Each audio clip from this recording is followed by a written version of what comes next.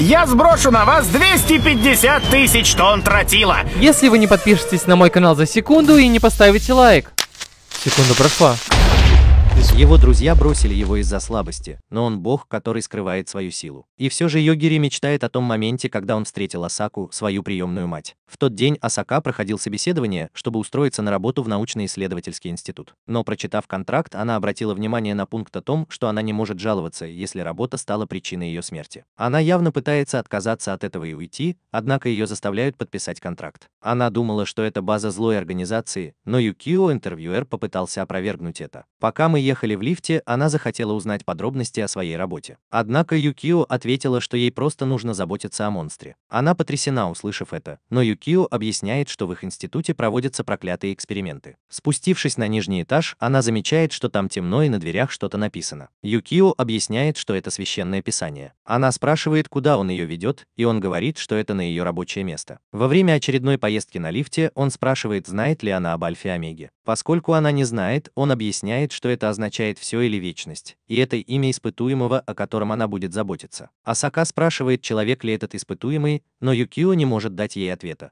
потому что никогда его не видел. Все, что он знает, это то, что Альфа-Омега может убить все, что захочет, просто подумав. Асака не может поверить, что они ожидают, что она будет заботиться о таком монстре, как этот. И все же Юкио отвечает, что это возможно, потому что у нее есть учительская лицензия. Она понимает, что это единственная причина, по которой она получила эту работу, но Юкио пытается объяснить, что если она этого не сделает, человечество может погибнуть. Он объясняет, что они думают, что могут избежать такого исхода, только предоставив ему соответствующее образование. Она жалуется, потому что есть другие люди, более подходящие для этой работы. Тем не менее, Юкио показывает, что она идеально подходит для этой работы. Добравшись, наконец, до последнего этажа, она замечает дверь хранилища. Юкио объясняет, что дальше отсюда ему не пройти, и дает ей какие-то бумаги с инструкциями. Он желает ей удачи и поднимается на лифте наверх. Она использует свою карточку, чтобы открыть сейф, и, войдя внутрь, замечает, что это совсем не то, чего она ожидала. Она идет по карте и достигает дома, но, похоже, никого внутри не находит. Затем она слышит какой-то шум из комнаты и открывает дверь. Затем она видит, что Альфа-Омега всего лишь маленький невинный ребенок. Несмотря на шок, она жалуется на то, что все боятся маленького ребенка, и берет его на руки. Она выходит на улицу и бросает его на пол, говоря ему, чтобы он был нормальным ребенком и играл на улице. Ребенок смущен, но показывает на нее пальцем. Она пугается, вспомнив, что он может убить кого угодно, просто подумав об этом. Внезапно она слышит, как что-то падает на пол, и видит какую-то тень. Девочка рассказала, что это существо пряталось в ее тени только для того, чтобы попасть сюда. Она спросила об этом, и он назвал это демоном, а также рассказал, что они часто приходят туда, чтобы убить его. Асака в замешательстве, и мальчик сказал ей, что он не против поиграть на улице, но спрашивает, может ли он сделать это завтра, потому что уже почти вечер. Асака понимает, что забыла об этом после того, как потеряла голову, и помогает ему встать. Она представляется и спрашивает, как его зовут. Он отвечает, что его зовут Альфа и Омега, но до того, как он попал сюда, его звали Лорд Акакуши. Затем он говорит ей, что проголодался, давая ей понять, что она также должна готовить ему еду. Она заглядывает в холодильник и понимает, что совсем не умеет готовить. Проверяя все кухонные отделения, она находит немного лапши и дает ему поесть. Попробовав, ребенок говорит, что ему это нравится, но Асака все еще думает о том, как его зовут. Она спрашивает о его родителях, но ребенок не понимает очевидного. Она извиняется и, взглянув на него, думает о собаке и называет ее Йогири. Ребенок спрашивает, хорошо ли звучит Такату Йогири. Асака не понимает, почему она использует свою фамилию, но понимает, что он не знает, что такое семья. Она решает позволить ему использовать это имя и учит его, как правильно пожимать руку и приветствовать кого-либо. Асака готовит завтрак, но она злится, что агентство не предоставило ей рисоварку. В еде, которую она готовит, не хватает некоторых ингредиентов. Она решает попробовать это блюдо и приходит в ужас от того, что поражает ее вкусовые рецепторы. Она раскладывает еду по тарелкам, и Йогири съедает ее, но при этом жалуется. Он говорит ей, что еда невкусная и слишком липкая. Она удивлена, что это все, что он сказал ей после того, как она приготовила ему завтрак. Он говорит ей, что не может сделать ей комплимент, потому что еда отвратительная, и она сердито затыкает ему рот. Она говорит ему, что парень никогда не должен жаловаться на еду, которую готовит для него девушка, потому что она непривлекательна. Йогири не понимает, о чем она говорит, и она заставляет его есть еду и говорить, что это вкусно. Йогири сдается и ест ее, говоря ей, что это вкусно. Йогири решает какие-то проблемы, когда Асака слышит, как кто-то входит в дом. Она задается вопросом, кто бы это мог быть, и Йогири говорит ей, что это мог быть курьер. Асака осторожно открывает дверь и видит девушку с сумкой в руках. Она спрашивает девушку, кто она такая. Девочка голосом робота отвечает, что пришла принести им продукты. Осака понимает, что она робот, и задается вопросом, безопасно ли позволять Югири выращивать норы в окружении роботов. Она говорит девочке, чтобы она приносила им и другие вещи. Югири говорит ей, что закончил работу, и она понимает, что он закончил раньше. Она решила вывести его на улицу и осталась довольна открывшимся видом. Она не может поверить, что они находятся под землей. Югири сказал ей, что на земле плавают какие-то предметы, и она сказала ему, что это потому, что это ферма. У Асаки плохое предчувствие, что она не выберется оттуда живой. В конце месяца Асака представляет свой ежемесячный отчет. Ее руководитель Юкио удивлен, что она продержалась целый месяц. Она сказала ему, что долго не протянет,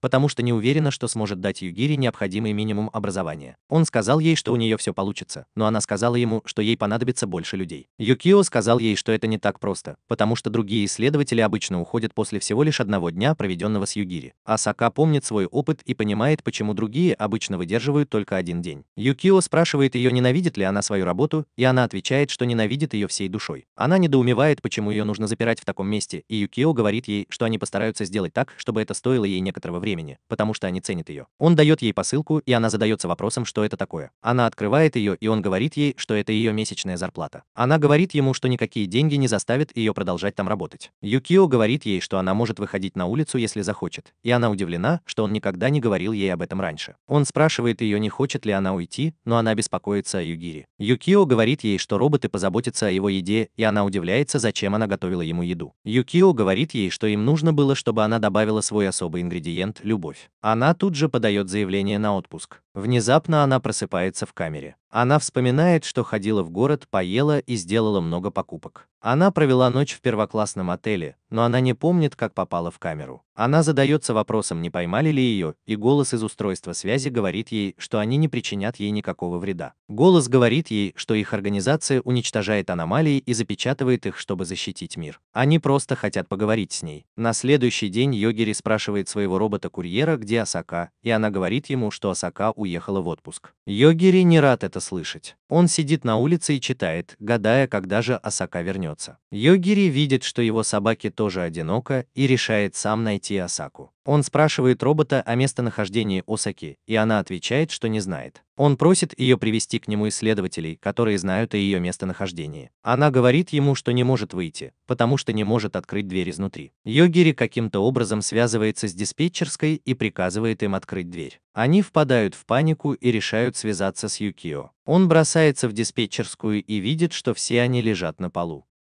Он спрашивает своего коллегу, что происходит, и ученый говорит ему, что Югири контролирует женщину-ученого, и все, кто пытался остановить ее, погибли. Юкио удивлен, что Югири может это сделать. Он приказывает своей охране застрелить женщину-ученого, но внезапно падает на землю. Югири входит в комнату и спрашивает Юкио об Асаке, на что тот отвечает, что она в отпуске. Югири спрашивает его, когда она вернется, и он отвечает, что она не вернется, потому что ее забрало агентство. Югири интересуется, поможет ли он ей, но он отвечает, что не может ей помочь, потому что организация имеет глобальный охват, а они не являются достаточно могущественной, чтобы остановить их. Югири решает пойти и помочь ей, и он говорит Юкио, чтобы тот держал свое убийство в секрете. Осака отправляется на базу агентства, и там все переворачивает вверх дном. Он спрашивает ответственных лиц, где находится Асака. Они думают, что сила Югири в том, чтобы уничтожать все, что он видит. Они решили провести его до того, как он их увидит. Они устроили засаду, но Югири вывел их из строя. Асака злится, что ей не удалось устроиться на работу в обычное место, и ей интересно, как там дела у Югири. Она вдруг слышит какой-то шум снаружи и решает воспользоваться этим шансом, чтобы сбежать. Дверь внезапно открывается, и женщина приставляет пистолет к ее голове. Аяка удивлена, потому что они сказали, что не причинят ей вреда. Женщина берет ее в заложницы, и Югири заходит в комнату. Он счастлив, что наконец-то нашел ее, но она удивлена, увидев его. Женщина говорит ему, чтобы он не двигался, иначе она убьет Асаку. Она продолжает угрожать Асаке, но он использует свои силы, чтобы лишить ее жизни. Асака задается вопросом, что случилось с этой женщиной. Югири бросается обнимать ее и говорит, что они могут идти домой. Они выходят из комнаты, и Аяка удивляется тому ущербу, который Югири нанес этому месту. Она ободряюще улыбается ему, и они покидают базу. Она возвращает его домой, а сама идет поговорить с Юкио в сад. Она спрашивает его, что произойдет после того, что сделал Югири, и Юкио говорит ей, что ничего нельзя сделать. Она удивлена, что за злодеяние Югири не будет никакого наказания. Юкио говорит ей, что они определенно не могут позволить ей уволиться прямо сейчас, и она злится, что он смеется над этим. Он говорит ей, что они предпримут дополнительные шаги, чтобы обеспечить ее безопасность, и спрашивает, комфортно ли ей продолжать свою работу. Она говорит ему, что в данный момент ей не хочется уходить,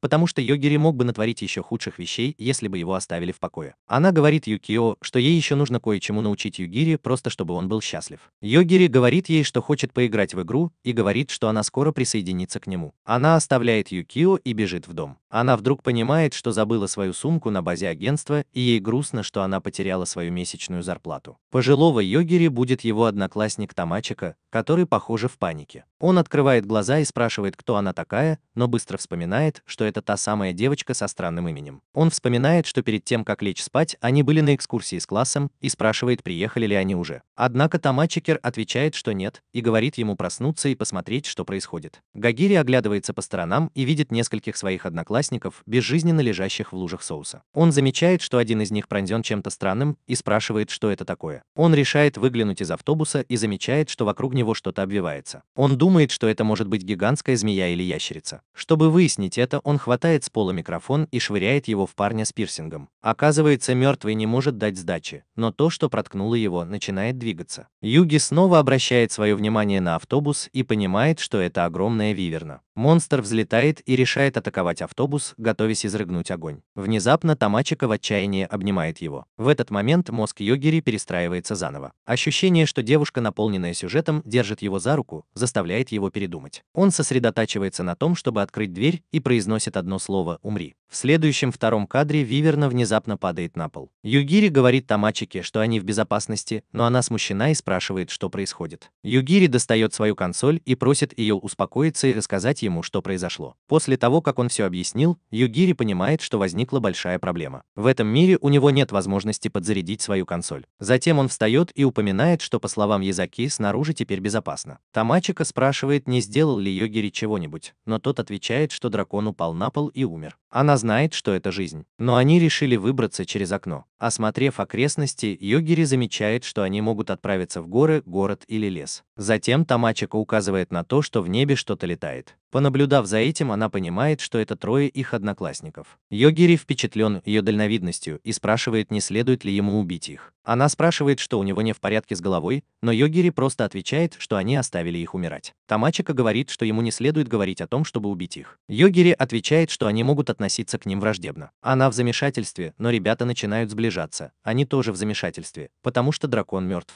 Один из них замечает, что Тамачика все еще жива, и жалуется, что он планировал превратить ее труп в зомби, чтобы он мог стать диким, да, именно таким диким. Ребята разговаривают между собой. Жаловаться на то, что труп превращают в зомби и используют ее, это странно. Услышав эти слова, Тамачика понимает, что они явно не могут быть друзьями. Внезапно один из парней запускает огромный огненный шар, который едва не задевает Тамачику. Ребята продолжают обсуждать между собой, как бы им усовершенствовать свою магию, и как один из них стал целителем, другой героем, а третий некромантом. Парень, который бросает огненный шар, затем просит Тамачику перейти на его сторону, не сопротивляясь. Она смущена его просьбой, но все трое просто говорят, что хотят весело провести время с ней. Тамачика понимает, что все они охотятся за ее телом. Йогири впечатлен тем, что у нее хватило смелости сказать это в такой ситуации. Парень-некромант жалуется, что они с Йогири кажутся слишком близкими. Но Йогири просто говорит, что он справится даже с разговором. Он указывает на парня с огненным шаром и приказывает ему умереть. Двое других смеются над этим, но шокированы, увидев, как парень случайно прижимается к полу. Они спрашивают, что случилось, и Югири отвечает, что он просто приказал ему умереть. Он приказывает им не двигаться. Но некромант пытается проведать своего друга. Югири велит ему тоже умереть. Остался только толстяк, и Югири говорит, что если он пошевелится, то умрет. Югири обещает объяснить свою способность и просит толстяка проверить, действительно ли двое других мертвы. Толстяк подчиняется и использует свои целительные способности, упоминая, что может вылечить что угодно в одно мгновение. Однако его друзья не двигаются с места. Тамачика понимает, что именно Йогири убил дракона, но он просто не хотел объяснять, что произошло. Она разозлилась на эти слова, но Йогири объясняет, что толстяк тупой, поэтому ему нужно подробно объяснить ему, а не ей. Толстяк жалуется, что Йогири зашел слишком далеко, но наш мальчик просто объясняет, что он сделал это только потому, что они пытались напасть на него. Затем он объясняет, что его способность называется мгновенная смерть любой цели. На самом деле ему не нужно приказывать людям умирать. Ему просто нужно подумать об этом. Толстяк говорит, что это невозможно. Но Йогири с удовольствием проверит эту теорию. Толстяк признает свое поражение и пытается подобраться поближе к Йогири, притворяясь испуганным. Но он готовится атаковать его магической атакой, однако Йогири просто приказывает ему остановиться. Толстяк в замешательстве, и Йогири объясняет, что у него также есть способность, которая позволяет ему узнать, есть ли у кого-то намерение убить его или нет. И что еще хуже, он может комбинировать эти две способности. Короче говоря, ему не обязательно знать, кто пытается его убить. Толстяк в слезах сдается, а Йогири спрашивает, почему они так рано стали дерзкими после получения этих навыков. Затем Толстяк рассказывает, что это уже второй раз, когда они втроем пришли в этот мир. Они победили мир демонов и вернулись в свой мир. Йогири спрашивает Тамачику, пропустили ли они какие-нибудь занятия, и она отвечает, что нет. Толстяк рассказывает, что когда они вернулись домой, прошло всего несколько часов. Йогири решает убить его, но Толстяк просит Тамачику помочь ему. Тамачика отвечает, что она жива только потому, что Йогири спас ее, поэтому он должен разобраться с этим. Толстяк называет ее холодной и достает предмет, обещая, что если она наденет его на него, то станет ее слугой. Короче говоря, это вызывающий раб, и он надевает его на себя. Он ведет себя как извращенец, когда идет к ней, но она говорит ему остановиться. Звонивший начинает душить его, и она спрашивает, есть ли способ перестать быть его хозяином. Толстяк подчиняется приказу, упоминая, что она может передать его другому человеку. Она делает это, передавая его Йогири, который решает не убивать его. Вместо этого Толстяк должен отправиться в лес, полный монстров, и ждать там. Но перед уходом Толстяк должен оставить все свои вещи и никогда никому не рассказывать о Йогири в Тамачике. Толстяк подчиняется приказам, а Тамачика спрашивает, все ли в порядке. Йогири отвечает, что Толстяк всегда их предаст. Поэтому так будет лучше. Затем она спрашивает, не подозревает ли он, что она может его выдать. Йогири просто отвечает, что так оно и есть. В конце концов, именно он решил защитить ее. Она краснеет, упоминая, что не знает, как ответить, и что раньше они почти не разговаривали. Она спрашивает, почему он решил защитить ее. Йогири сначала отвечает, что не знает почему. Но после настойчивости Тамачики он признает, что это все из-за ее мягкого и сочного сюжета. Она краснеет и сердится, жалуясь, что все мужчины одинаковы. Йогири и Тамачике удается добраться до соседнего города. Тамачика рад этому, но Йогири хочется спать. Они замечают, что стражники закрывают ворота и спешат к ним. Однако они не могут понять, о чем говорят стражники. Тем не менее, они приказывают им подождать, пока они не позовут своего господина. Появляется лорд, упоминает, что эта ситуация раздражает, и спрашивает, не отделились ли они от парней, которые пришли в полдень. Тамачика радуется, потому что этот парень говорит по-японски. Однако Йогири просто спрашивает, может ли парень впустить их, поскольку они пытаются догнать своих коллег. Парень начинает раздражаться, упоминая, что обычно людям приходится платить, чтобы попасть внутрь. Однако у него есть приказ не мешать кандидатам в мудрецы. Затем Йогири упоминает, что его коллеги говорили о поездке в Капитолий и о том, как они могут туда добраться. Однако это уродливое лицо просто говорит о том, что он не будет стоять у них на пути и вообще не будет им помогать. Йогири, тем не менее, благодарит его и решает уйти, однако этот чувак с отвратительным лицом говорит, что хочет, чтобы Тамачика провел ночь в его доме. Она немедленно отвергает его и, уходя, тянет за собой Йогири. Войдя в город, Йогири спрашивает, почему она убежала. Она отвечает, что боялась, что Йогири вот-вот убьет его. Йогири приходит в замешательство и спрашивает, не считает ли она его серийным убийцей. Однако она отвечает, что удивлена, что он этого не заметил. Оглядевшись по сторонам, Тамачика приходит в восторг, потому что это похоже на фантастический город, населенный зверолюдьми. Девочка-лиса по имени Мирию подходит к ним и спрашивает, являются ли они кандидатами в мудрецы. Она спрашивает, не заблудились ли они, так как, похоже, это их первый приезд в город. Тамачика очень хочет увидеть кошачьи ушки, но Йогири спрашивает, чего она хочет. Девочка-кошка объясняет, что хочет помочь им бесплатно. Эти двое приходят в замешательство и спрашивают, зачем ей это нужно. Мира Ю объясняет, что хочет поладить с мальчиками-кандидатами в мудрецы по двум причинам. Во-первых, у них гарантированное будущее, а во-вторых, их легко соблазнить. Тамачика думает, что у этой девушки нет спасения, но Мирию отвечает, что она не хочет соблазнять своего парня. Она верит, что секрет построения отличных отношений кроется в дружбе. Тамачика объясняет, что они не пара, но Йогири хочет знать ее мнение об их ситуации. Она отвечает, что хочет осмотреть город, пока не стемнело. Поскольку это и есть ее цель, Йогири просит Мию показать им окрестности. После похода Тамачики по магазинам она признается, что никогда не ожидала, что будет носить этот новый вид одежды так непринужденно. Однако она настолько слепа, что не замечает, что они сейчас окружены. Йогири говорит, что он ожидал, что окажется в такой ситуации. Тамачика приносит извинения, упоминая, что она хотела последовать за Мирию, потому что она выглядела доброй. Бандиты начинают угощать, но Йогири защищает девочку, спрашивая, не нужны ли им деньги. Бандиты говорят, что им действительно нужны деньги, но их главная цель – заполучить бездарных кандидатов в мудрецы. Он объясняет, что те, кто обладает даром, обычно бесчинствуют в своем городе, их все ненавидят, но они ничего не могут с ними сделать. Однако кандидаты в мудрецы, у которых нет дарований, идеально подходят для того, чтобы их побить и продать. Тамачика начинает сходить с ума, но наша Сигма Йогири все еще спокойна. Он отвечает, что понимает суть сделки, но просит разрешения убить бандитов. Бандиты насмехаются над ним, объясняя, что именно они будут убивать их. Тамачика пытается предупредить Мию, объясняя, что Йогири на самом деле силен, несмотря на свою внешность. Однако эта глупая девочка-кошка думает, что все это блеф,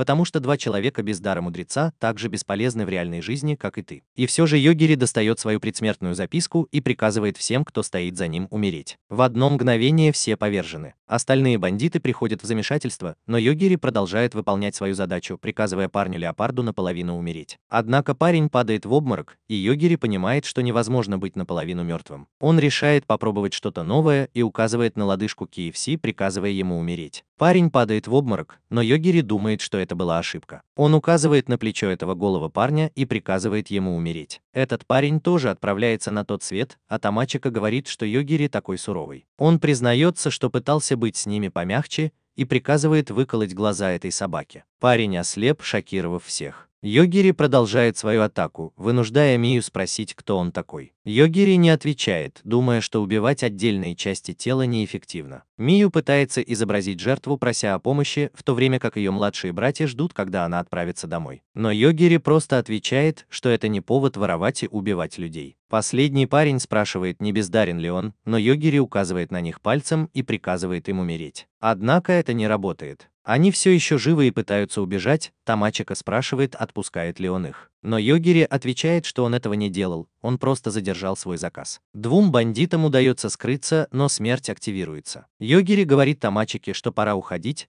но их останавливают несколько охранников, которые хотят узнать о ситуации. Йогири лжет и объясняет, что они заблудились и нашли всех мертвыми на полу. Одна из охранников говорит, что это ложь, потому что она видела, как все упали из ниоткуда, когда они собирались напасть на этих двоих. Тамачика разозлилась, потому что это явно означает, что охранники наблюдали за ними, но не помогли им. Охранник объяснил, что они также хотели уничтожить покровителя бандита. Йогири понимает, что охранники хотели, чтобы их продали, а затем отследить людей, которые их купили. Охранник подтверждает это и говорит им, что Йогири ничего не может с ними сделать, потому что они защищены от подарков. Однако один из охранников использует свой навык оценки и показывает, что ни у Йогири, ни у Тамачики нет подарков. Девочка шокирована, но это явно означает, что они ничего не могут сделать этим двоим, потому что у них нет способностей. Парень извиняется, потому что его капитан такой же грубый, как и обычная Карен, но Йогири не возражает. Он спрашивает чувака, не знает ли он места, где они могли бы переночевать. Их отвозят в огромный особняк на постоялом дворе, который шокирует Тамачику, так как она думает, что это замок. Йогири спрашивает, не возражает ли она разделить с ним комнату, чтобы сэкономить немного денег, но она стесняется этого. Тогда он решает попросить комнаты рядом друг с другом. На следующее утро Йогири замечает, что она выглядит усталой. Она объясняет, что все это из-за недавних событий, и спрашивает, смогут ли они догнать остальных. Йогири объясняет, что он встретил Селестину, одну из сотрудниц гостиницы, и попросил ее выяснить местонахождение друга, подготовить перевод на другой язык и некоторые предметы для сокрытия. Не только это, но и Селестина создала нечто, что позволит ему заряжать свою консоль. Селестина вручает им несколько билетов на выезд из города, и Йогири просит ее оставить все, что у него есть. Позже они вдвоем уезжают на поезде, а предок Тамачики все еще боится Йогири. Тамачика спрашивает, может ли он увидеть ее предка, на что он отвечает, что видел ее только с того момента, как Тамачика рассказал об этом. Затем Тамачика садится рядом с ним и спрашивает, смогут ли они встретиться со своими коллегами. Йогири отвечает, что, по словам Селестины, их товарищи должны путешествовать по первобытному лесу, чтобы тренироваться. Внезапно он поворачивается к ней и толкает ее вниз. Огромный взрыв сносит потолок, сбивая ее с толку. В сообщении пассажирам приказывают оставаться на месте, поскольку мудрец сражается с агрессором. Йогири думает, что они в безопасности, поскольку за ними никто не гонится, но Тамачика не знает, что происходит. Они оглядываются и видят огромного механического робота, который, как понимает Йогири, и есть агрессор. Тамачика использует свое удивительное зрение, чтобы сказать ему, что мудрец парит в воздухе. Мудрец несколько раз атакует робота, но их битва довольно ровная. Разрушать горы во время боев – обычное дело. Тамачика спрашивает, может ли Йогири избавиться от этих двоих, но он спрашивает ее, почему он должен это делать. Она утверждает, что они уже в пути, но Йогири объясняет, что это глупо,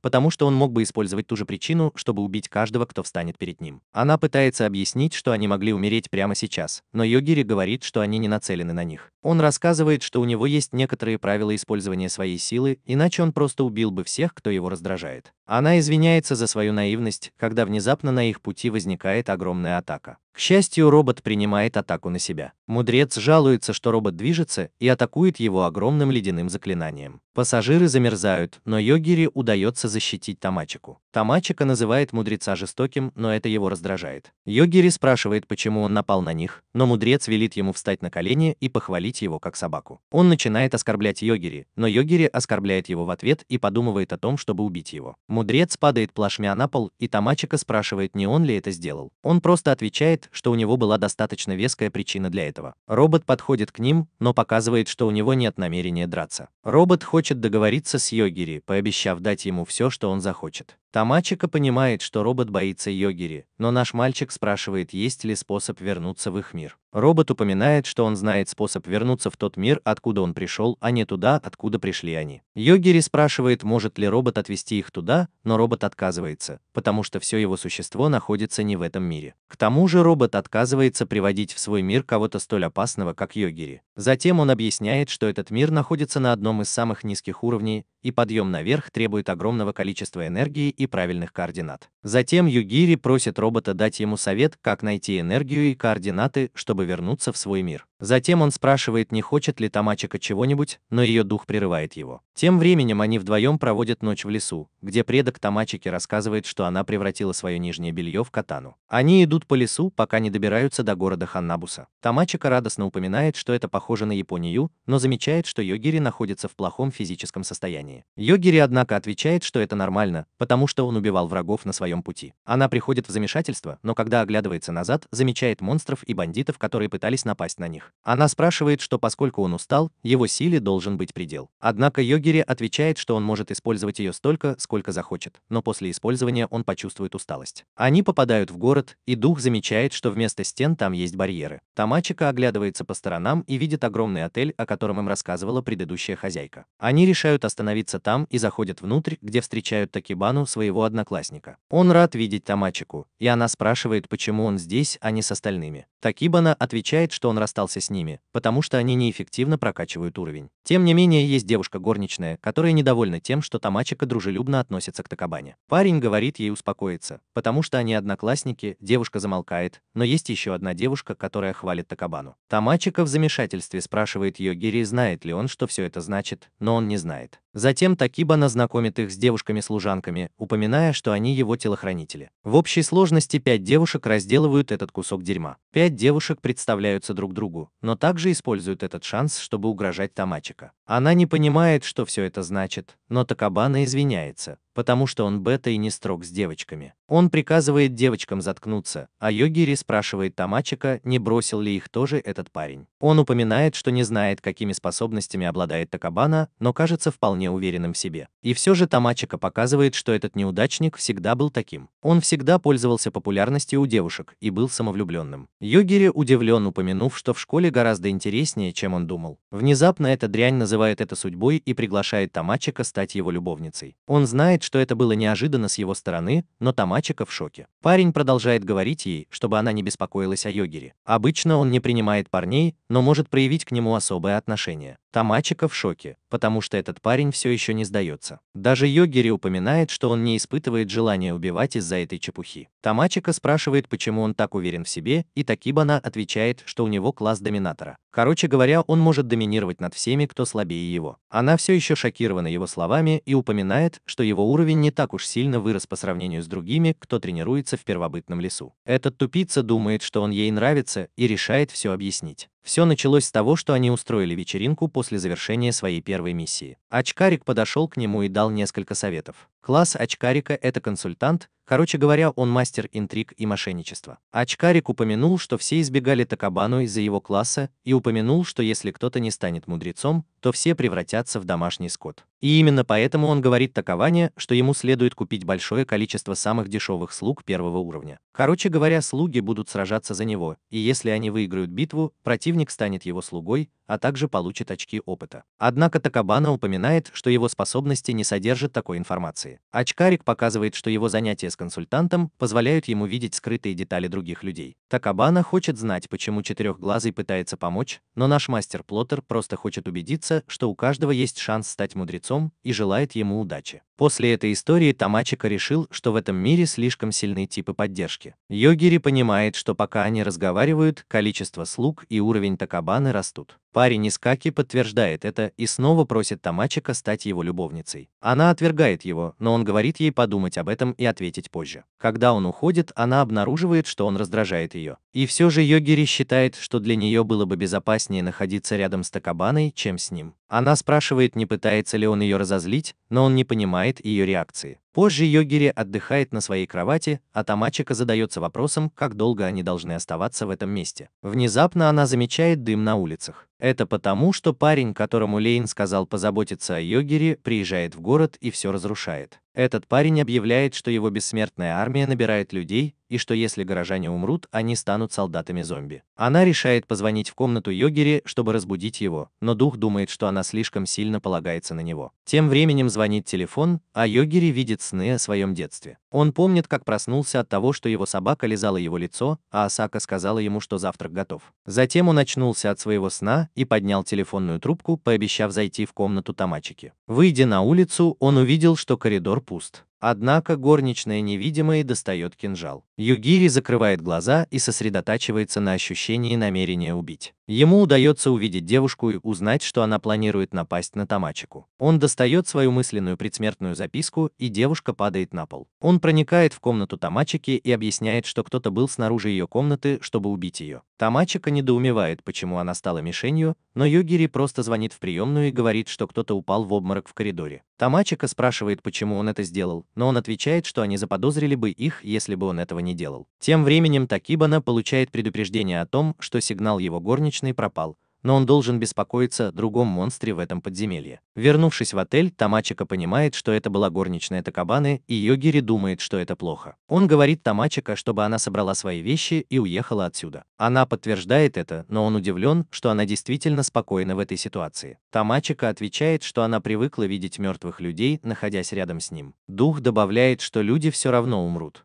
К тому же члены ее семьи не должны расстраиваться из-за чего-то столь элементарного. Тамачика разозлилась и велела духу прекратить разговоры о философии. Они начали убегать, но тут появился другой слуга Такабаны и спросил, куда они направляются. Йогири спрашивает, чего она хочет, но девочка произносит заклинание, удерживающее его внутри ледяного кристалла. Она с радостью рассказывает, что ее мусорный босс попросил привести к нему Тамачика. Но Йогири просто пробивает лед и освобождается. Девочка и Тамачика в замешательстве, потому что разбить лед должно быть легко. Однако Йогири отвечает, что он пытался растопить лед, и это сработало. Тамачика в замешательстве спрашивает, что он имеет в виду, говоря растопить лед. Слуга в шоке и начинает использовать еще больше магии. Но Йогири уничтожает магию, а затем и свой посох. Девочка падает на колени, и он объясняет, что может убить все, о чем только подумает. Поэтому она должна быть хорошей девочкой и ответить на несколько вопросов. Она соглашается, и он спрашивает, может ли она использовать магию без посоха. Девочка рассказывает, что из-за своего класса она может использовать магию только с посохом в руках. Йогири знает, что это означает, что у нее должно быть несколько запасных посохов. Девочка подтверждает это и достает еще одно желание из хэппи-энд. Тамачика спрашивает, почему она прячет его там, но также говорит Йогири, чтобы он прекратил поиски. Он удивлен, потому что не ожидал, что она сможет использовать их таким образом. Затем он рассказывает о том, что она только что сказала о том, чтобы отвезти Тамачику в Такибану, и спрашивает об остальных. Она отвечает, что все получили один и тот же приказ. Внезапно другая девочка оказывается на потолке и пытается напасть на Тамачика. Она быстро использует свои навыки дзюдо, чтобы уложить девочку на землю. Йогири удивлен, но дух упоминает, что у Тамачика пробуждаются таланты в боевом искусстве. Однако, когда они внимательно смотрят на девочку, то замечают, что это кукла. Их окружает еще больше кукол, и другая девочка вытаскивает из волос еще одну палочку, упоминая, что, по ее мнению, она могла бы сделать это самостоятельно. Глаза Йогири сияют, и девочка замертво падает на пол. Девочка, которая управляет куклами, сидит на лестнице и приказывает им разобраться с этим, но оставить Тамачика в живых. Однако Йогири убивает каждую куклу. Девочка начинает паниковать, и им удается найти ее. Она умоляет их не убивать ее, заставляя Тамачику чувствовать себя настоящими злодеями. Тем временем Такабана снова чувствует, что его слуга мертв.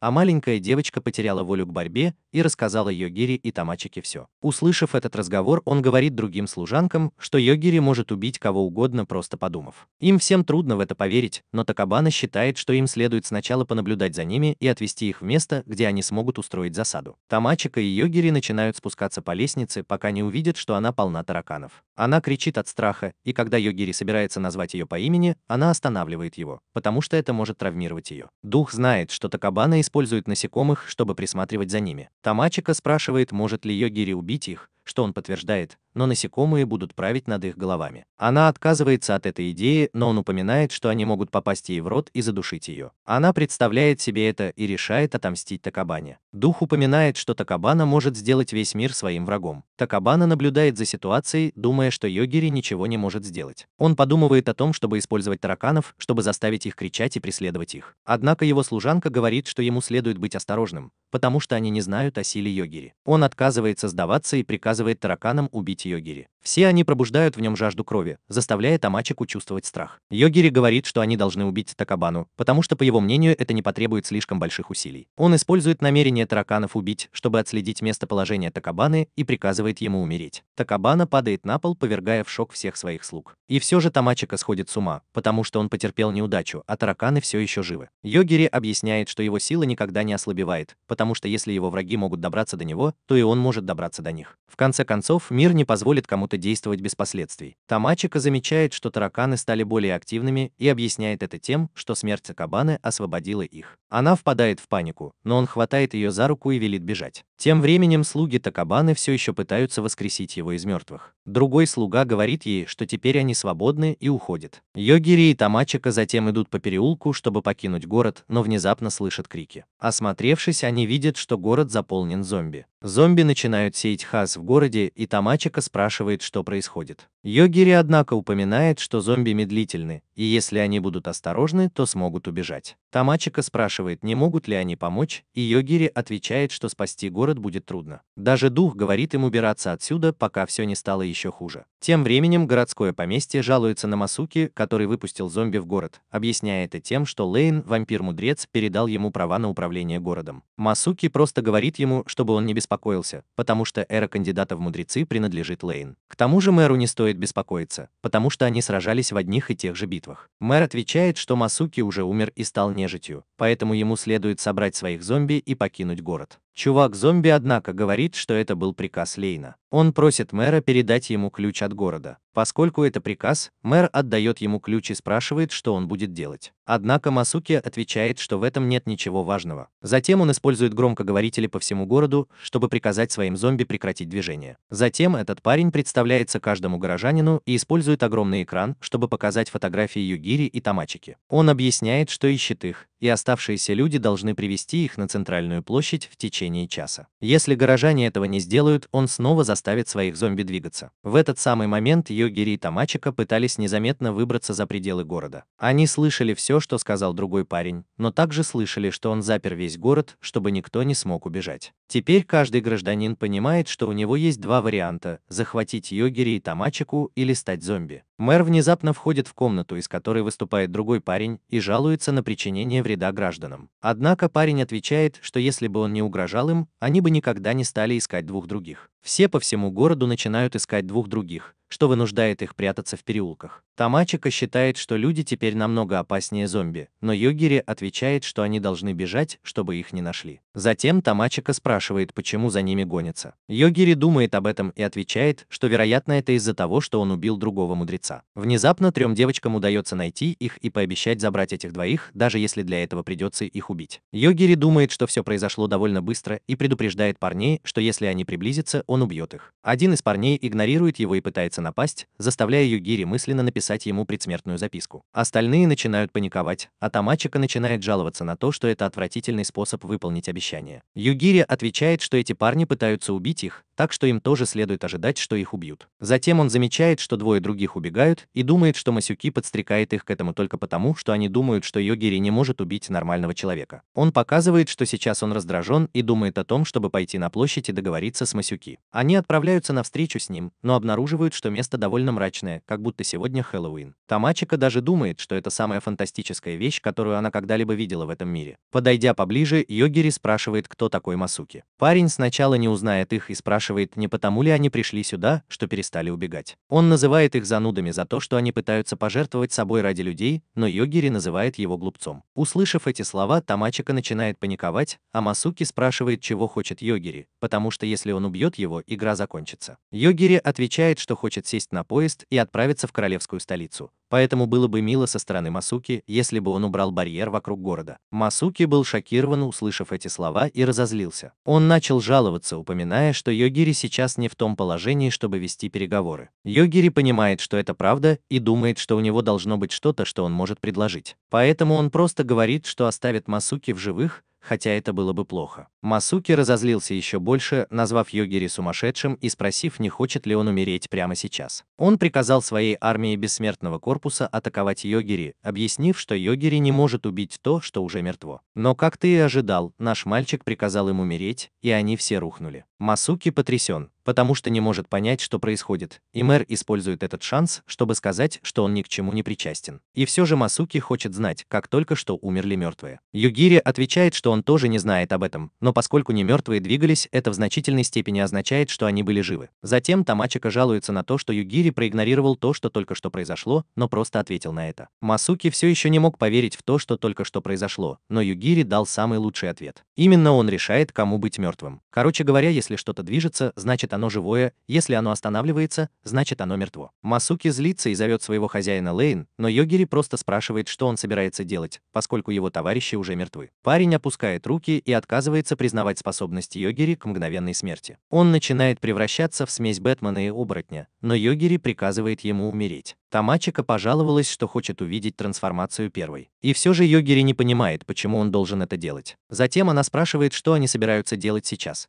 потому что они не могут договориться с мертвой нежитью. Однако Йогири говорит, что это не проблема, и обращается к мэру. Этот парень впадает в панику и умоляет остаться в живых, обещая, что он просто хочет, чтобы его город оставался в безопасности. Йогири просто отвечает, что они сделали это, чтобы защитить себя. Затем мэр объясняет, что это все потому, что Сейдж Лейн приказал Масуки убить этих двоих. Услышав это имя, Тамачика задается вопросом, не является ли Сион его настоящим именем. Затем мэр объясняет, что Сион тоже мудрец, но этот город находится под контролем Лейна. Тамачика в замешательстве, потому что они пришли в этот мир из-за Сиона, и теперь другой мудрец хочет их убить. Мэр объясняет, что он мало что знает об этом, но обычно он не вмешивается в дела кандидатов в мудрецы. Затем дух вызывает Йогири, но тот отвечает, что в этом районе уже проводятся какие-то духовные манипуляции. Внезапно Йогири начинает ощущать желание убивать по всей площади. Все горожане приближаются к нему, что приводит всех в замешательство. Затем мэр осматривает тело Масуки, объясняя, что если они используют магию духов, то городские барьеры должны обеспечить их безопасность. Он пытается активировать ключ, но это не срабатывает. Затем он понимает, что именно Лейн управляет барьером. Тамачика спрашивает, может ли Йогири убить источник, контролирующий граждан. Он отвечает, что это отличается от случая с Такабаной. Он начинает убивать всех, кто пытается напасть на него, и люди падают один за другим. Ему кажется, что это просто проверка, как они делали с ним, когда он был ребенком. Затем Йогири замечает, что мэр в панике наблюдает, как его граждане умирают у него на глазах. Йогири замечает, что намерение убить становится сильнее, но затем она замечает темного агрессора. Огромный агрессор разрушает все, через что проходит, и они начинают паниковать. Но в то же время Лейн показывает, что поскольку ее клоны ничего не знают о Йогири, у них нет намерения убивать его. Затем он приказывает своим клонам атаковать город, когда агрессор либо попытается атаковать, либо умрет. Затем Тамачика спрашивает Йогири, может ли он убить агрессора. Он отвечает «да», что шокирует ее, потому что она этого не ожидала. Мэр умоляет Йогири спасти город, но у него плохое предчувствие, что он сделает это. Тем не менее, он приказывает агрессору умереть, и пока это происходит, он замечает, что город подвергается нападению с воздуха. Он спасает Тамачику от удара, но она задается вопросом, была ли это атака со стороны агрессора. Йогири показывает, что он убил агрессора, однако эта атака смешалась с намерением тьмы убить его, чтобы остаться незамеченной. Он понимает, что у этой атаки нет цели, но цель состоит в том, чтобы уничтожить всех, кто в ней участвует. Он думает, что до сих пор все было просто проверкой,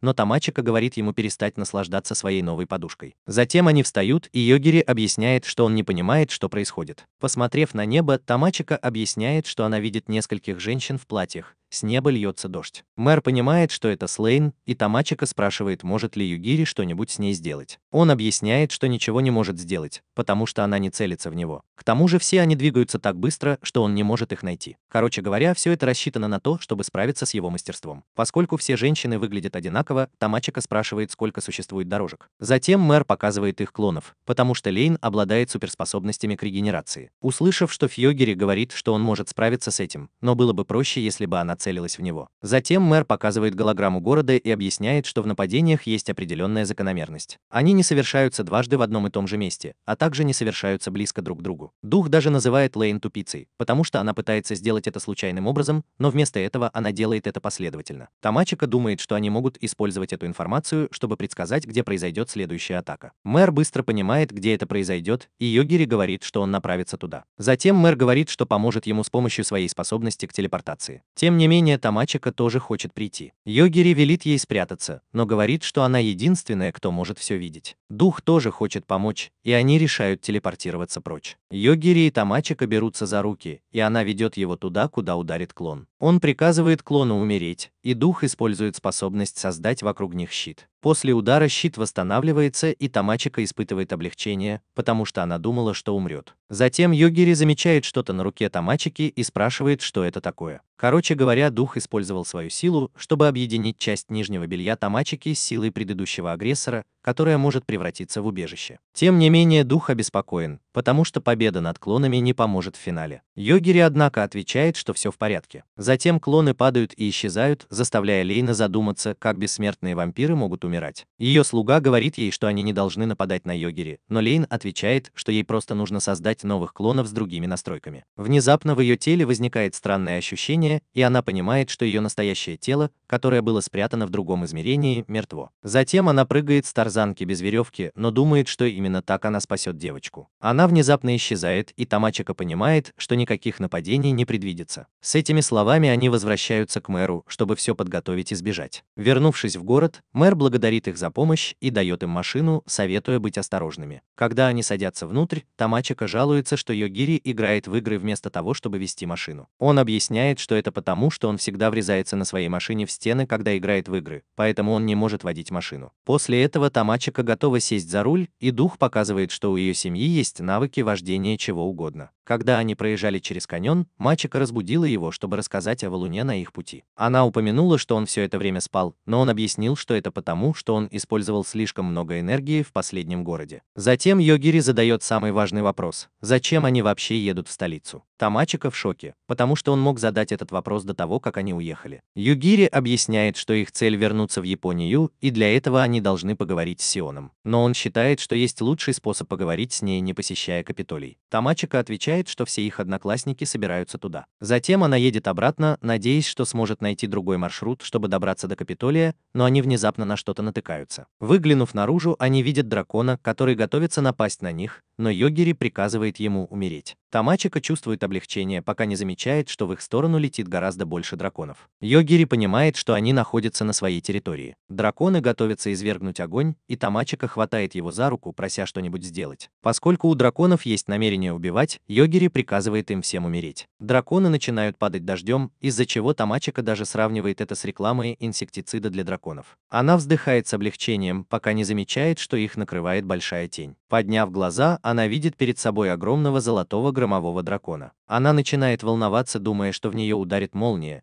но Йогири показывает, что не чувствует никакого намерения убивать. Дракон смотрит на них и говорит, что они прошли. Эти слова приводят Тамачику в замешательство, но дракон разворачивается и в панике улетает прочь. Однако Йогири кричит ему, чтобы он подождал, и спрашивает, почему драконы напали на них, если они могут их понять. Дракон игнорирует его, но Йогири обещает, что сделает то же самое, что он сделал с другими драконами. Оказывается, огромный дракон на самом деле маленькая девочка, которая трясется от страха. Она знала, что ей следовало улететь, не сказав ни слова. Тамачика смущена своей новой внешностью, и дух говорит, что такое часто случается в параллельных мирах. Йогири спрашивает, почему девочка напала на них. Девочка объясняет, что она пыталась выяснить, подходят ли они для встречи с мастером меча. Йогири и Тамачика смущены этими словами. Девочка спрашивает, не пришли ли они посмотреть на святого меча. Они отвечают, что не могли бы отдать меньше кошки, потому что все, чего они хотят, это попасть в Капитолий. Девочка объясняет, что святой меча находится в этом каньоне, и что если они встретятся с ним, то смогут получить подарок. Короче говоря, она здесь только для того, чтобы проверить людей, которые хотят встретиться с ним. Однако нашему дуэту все равно было бы все равно. Маленькая девочка продолжает говорить о том, какой замечательный парень с мечом, упоминая, что он может соперничать с мудрецами. После этого Йогери думает, что у него должна быть какая-то информация о том, как вернуться в их изначальный мир. И все же Тамачика считает, что им не следует делать крюк, потому что они уже заблудились. Простолюдины используют этот шанс, чтобы предложить сделку. Она проведет их в столицу. Но, во-первых, они должны встретиться с парнем с мечом. Они соглашаются на сделку, и она представляется как Атила. После короткой поездки они подъезжают к месту, где собралось несколько человек, ожидающих парня с мечом. Все начинают жаловаться на то, что они жульничают, приезжая на автомобиле. Йогери не понимает, что все говорят, но Атила объясняет, что сегодня проходит отбор на звание рыцаря Святого Короля. Короче говоря, если кто-то становится рыцарем Святого Короля, он может стать учеником Святого Меча. Таким образом, каждый из присутствующих здесь стремится стать следующим Святым Меча. Другой парень смотрит на них и говорит, что они были дисквалифицированы, несмотря на то, что так усердно работали. Но другой голос говорит, что отбор еще не начался, следовательно, никто не был дисквалифицирован. Затем все видят надпись на мече. Затем старик дает каждому первое испытание, которое представляет собой королевскую битву не на жизнь, а на смерть, пока он не прикажет им остановиться. Тамачика не может поверить старикашке, но Йогери спрашивает старика, может ли он уйти. Атила в замешательстве, но старик устанавливает правило, согласно которому если Йогери покинет заведение, все будут дисквалифицированы. Все начинают убивать друг друга на глазах у Йогери и Тамачики. Случайная группа внезапно нападает на них, и поскольку у Йогери нет другого выбора, он решает убить их. Тем не менее, появляется случайный парень, обещающий защитить их. Случайный парень называет всех дураками, упоминая, что все они неправильно понимают намерение парня с мечом. Он думает, что это тест на определение того, подходит ли он как личность для того, чтобы стать рыцарем Святого Короля. Тамачика считает себя порядочным человеком, но дух упоминает, что он искусен. Этот парень имеет дело с несколькими противниками одновременно, но у него нет намерения убивать их. Несколько случайных парней начинают использовать магию в отношении Йогери, но он просто приказывает им умереть. Случайный чувак не понимает, почему они упали, но приходит к выводу, что это должно быть старик наказывал беззаконников. Поскольку все отказались от борьбы с ними, он обратился к дуэту с просьбой остаться еще на некоторое время, пока он будет защищать их. Внезапно эти двое услышали голос, просящий о помощи на земле. Они увидели парня, разрезанного пополам, который пытался ползти и просил камень. Она увидела рядом с собой камень радужного цвета и положила его ему на руку. Затем парень раздавил камень и каким-то образом восстановил свое тело. Он поблагодарил ее за помощь, но парень с мечом сказал им остановиться и следовать за ним, потому что теперь их стало меньше. Он зашел в лес, и Тамачика задумался, что же им делать. Атила умоляет их остаться и поучаствовать. Йогери в замешательстве, потому что она просто хотела, чтобы они встретились со Святым Меча. Затем она объясняет, что если ее рекомендация станет рыцарем Святого Короля, она станет их слугой. Йогери считает, что это становится проблематичным, но поскольку они не получили никакой информации, он будет продолжать в том же духе. По мере продвижения другие ребята представляются как Рик, а парень с кристаллами как Лайнил. Он объясняет, что был вынужден сопровождать своего друга на это судебное разбирательство. Внезапно они видят, что другие участники исчезают, но Атила говорит им не волноваться, потому что это невидимый барьер. Войдя внутрь, они видят огромную башню, но дух приказывает Тамачике покинуть это место,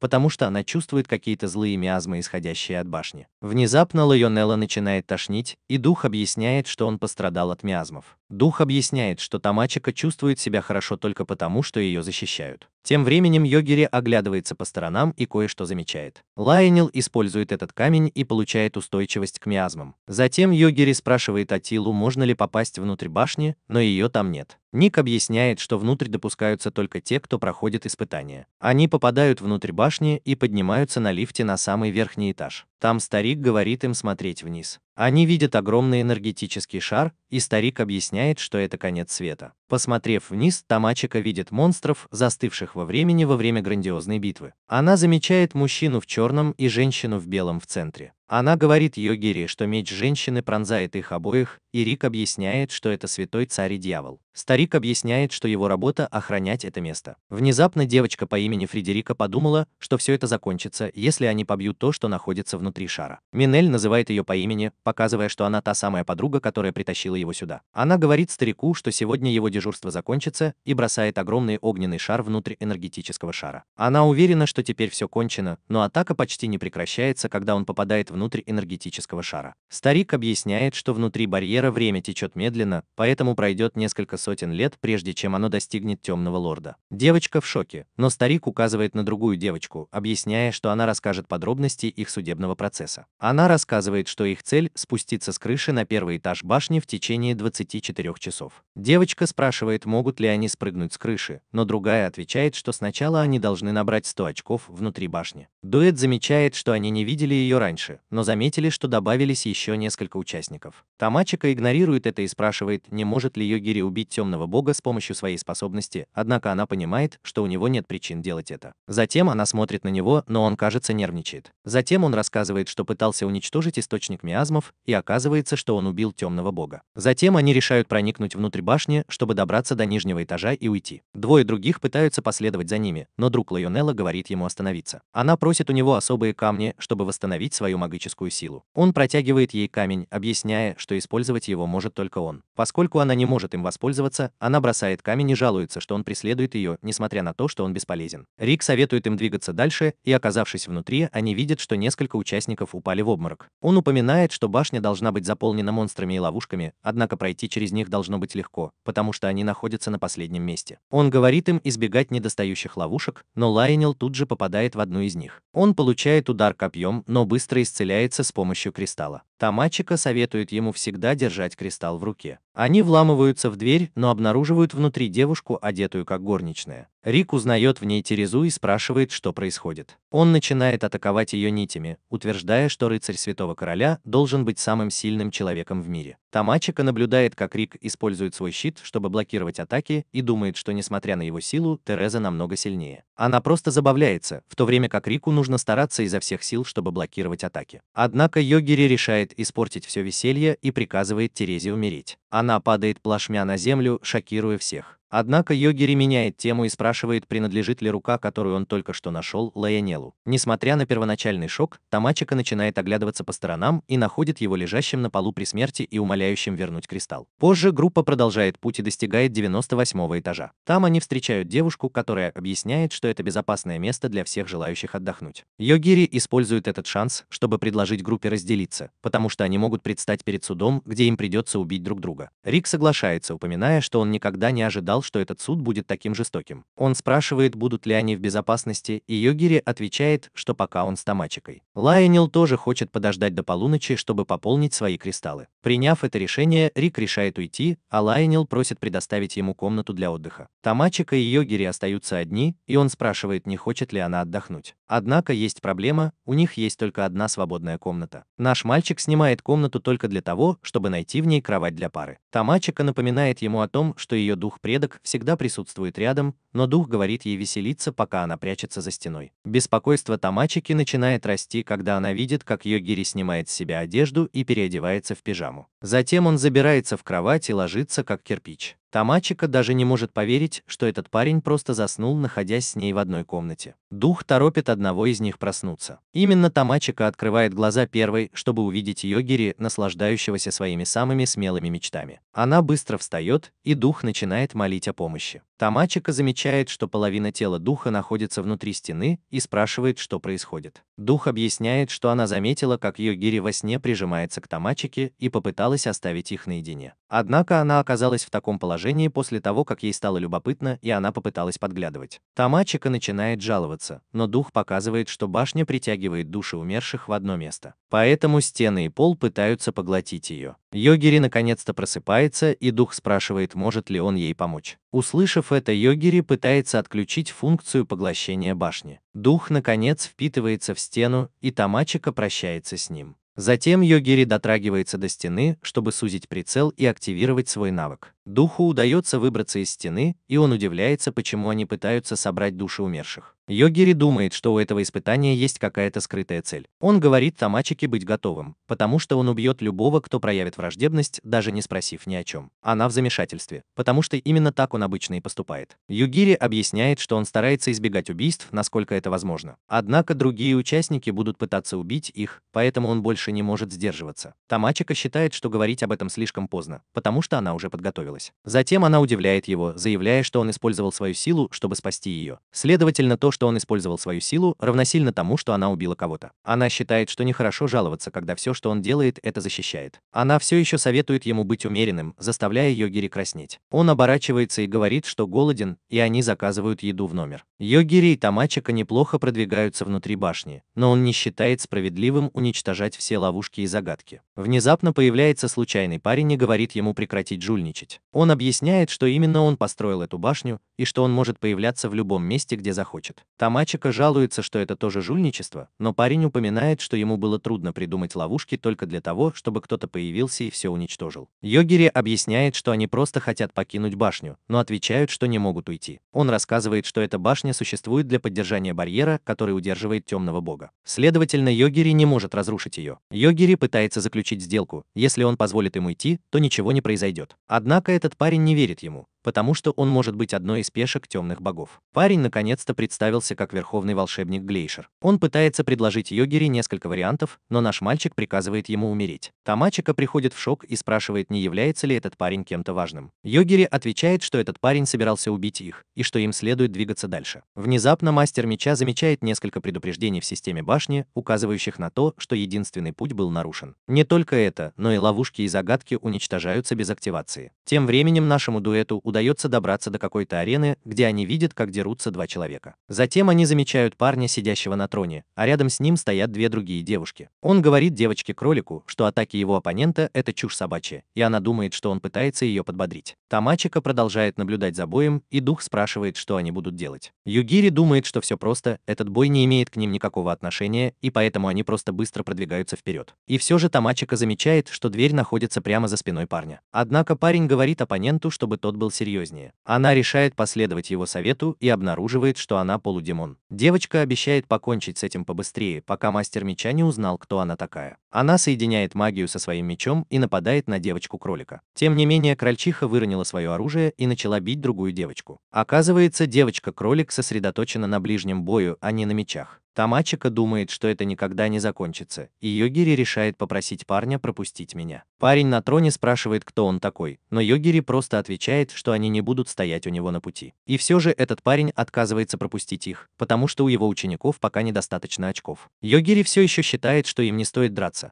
потому что у них с Тамачикой всего 6 очков вместе взятых. Парень выходит из себя, упоминая, что это причина, по которой они должны драться. Йогири отмахивается от этого, потому что он не хочет набирать очки, он просто хочет уйти. Тем не менее, парень утверждает, что ему нравится это испытание, и он никому не позволит отказаться от него. Йогири затем подтверждает это другой девушке, и она отвечает, что он может делать все, что захочет. Парень на троне думает, что это шанс посмотреть бой 3 на 3. Если Йогири победит, он пропустит их вперед. Тамачика начинает психовать, упоминая о том, какие ужасные переговорные способности у Йогири. Он пытается объяснить, что люди просто не слушают его. Полудемон беспокоится о силе другой девочки, потому что кролик тоже силен. Тем не менее, парень показывает, что кролик на самом деле является его самым слабым учеником. Он представляет своих девочек, а затем говорит, что хочет оставить полудемона и Тамачику себе. Он приказывает своим девочкам убить Йогири, а остальных оставить в живых. Тем не менее, все они падают на пол после того, как Йогири приказывает им умереть. Поскольку они победили, Йогири и Тамачика начинают уходить, но парень отказывается сдаваться. Он собирается сделать первый шаг, но Йогири думает о своей смерти. Тамачика замечает это, но ничего не говорит. Пока они готовятся к жизни, девочка-полудемон спрашивает, не Йогири ли тот, кто убил всех. Он подтверждает это, и она умоляет его о помощи. Йогири не уверен, что делать, но Тамачика говорит ему, чтобы он хотя бы выслушал просьбу. Теоизия знакомится с Тамачикой и Йогири. Она говорит им, что хочет найти свою сестру, потому что слышала, что ее людей держат в заложниках в башне. Тамачика думает, что Теоизия просит их о помощи, но Теоизия говорит ей, что их помощь может выглядеть как восстание против мастера меча. Йогири говорит ей, что мастер меча уже думает, что он против него из-за того, как он крушит башню. Он говорит Теодия, что его способности будут бесполезны в поисках ее сестры, но они могут искать вместе с ней. Теодия говорит ему, что была бы признательна за любую помощь, которую он может предложить. Он спрашивает ее, есть ли у нее какие-нибудь идеи, с чего начать поиски, и она отвечает, что лучше всего начать под землей. Она говорит им, что слабо ощущает присутствие своих людей. Лайонел, Рик и Фредерика находятся на том же уровне, что и дуэт, а Теодизия старается оставаться невидимой. Фредерика ругает Лайонелла за то, что он тратит впустую их время, а Рик пытается ее успокоить. Тамачика рад видеть, что Рик и Лайонелл в безопасности. Тамачика оглядывается по сторонам и узнает комнату, в которой они были в прошлый раз. Мастер меча Ураб оборачивается, чтобы посмотреть на участников. Он видит, что только 17 из них уже прошли испытания, и он собирается объявить их рыцарями, но его прерывают, потому что возникла чрезвычайная ситуация. Его помощники сообщают ему, что башня замолчала и у них возникли трудности с поддержанием первого барьера. Они все еще рассказывают ему о проблемах, связанных с башней, когда яркий свет внезапно ослепляет их всех. Через некоторое время свет рассеивается, и они поднимают глаза и видят фиолетовый портал, проходящий сквозь барьер. Помощники Ураба продолжают докладывать о ситуации, и Ураб готовится к битве. Внезапно из портала появляется демон. Югири, Тамачика и Теодезия спускаются по какой-то винтовой лестнице, но кажется, что это бесконечно. Дух говорит Тамачике, что барьер может быть связан с пространством. Югири догадывается, что в конце лестницы может быть важная комната. Они спускаются еще ниже, и Теодезия может ощутить больше магии своего народа. Тамачика просит Югири что-нибудь сделать с барьером, но он говорит ей, что не может этого сделать, потому что это могут быть люди Теодезии, которые его воздвигли. Внезапно они слышат крик, который проникает сквозь барьер. Югири благодарен тому, кто избавил их от необходимости ломать барьер. Тамачику внезапно окутало голубое видение, и она испугалась. Югири спрашивает ее, почему она так внезапно испугалась, и она говорит ему, что почувствовала себя так, словно клинок демона только что прошел сквозь все ее тело. Теодезия что-то послала и открыла каменную дверь сбоку от лестницы. Она заглянула в комнату и не поверила своим глазам. Комната заполнена контейнерами с содержимым. Югири подходит к ней у двери и говорит разным образцам Тамачики, чтобы она подождала снаружи, потому что он не хочет, чтобы она видела, что находится в комнате. Теодия подходит к контейнеру, и Югири спрашивает ее, есть ли там ее люди. Она говорит ему, что это ее люди, и она очень рада. Потрясен, обнаружив их в таком состоянии. Она испытывает некоторое облегчение от того, что ее сестра не находится в одной из трубок. Югири понимает, что их поместили в такие условия, чтобы лишить их магической силы, и Теоизия решает избавить их от страданий. Она разбивает стеклянную банку, и они выходят из комнаты. Тамачика спрашивает Югири, каким должен быть их следующий шаг, и он говорит ей, что им нужно вернуться на первое место, прежде чем он сможет принять решение. Он спрашивает Теодишу, что она собирается делать, и она говорит ему, что отомстит за свой народ, забрав жизнь мастера меча. Югири, Тамачика и Теодиша выходят из лестничного колодца, и Тамачика видит, что остальные идиоты находятся в плохом положении. Богиня решила сломать сердцевину и вернуть своего любимого к жизни. Она разбивает сердцевину, и барьер разрушается. Божественный король вмешивается, чтобы покончить с богом-демоном. Теодезия использует этот отвлекающий маневр, чтобы уничтожить мастера меча. Богиня все еще в шоке от смерти своего возлюбленного, а меченосец использует этого противника, чтобы нанести ей удар своим мечом. Монстр исчезает, и Лайонелл немедленно отправляется исцелять богиню. Она встает на ноги и начинает вести себя как обезумевшая богиня. Демон подбегает к демоническому богу, пытаясь привести его в чувство. Он вспоминает, что его бог требует человеческих жертвоприношений,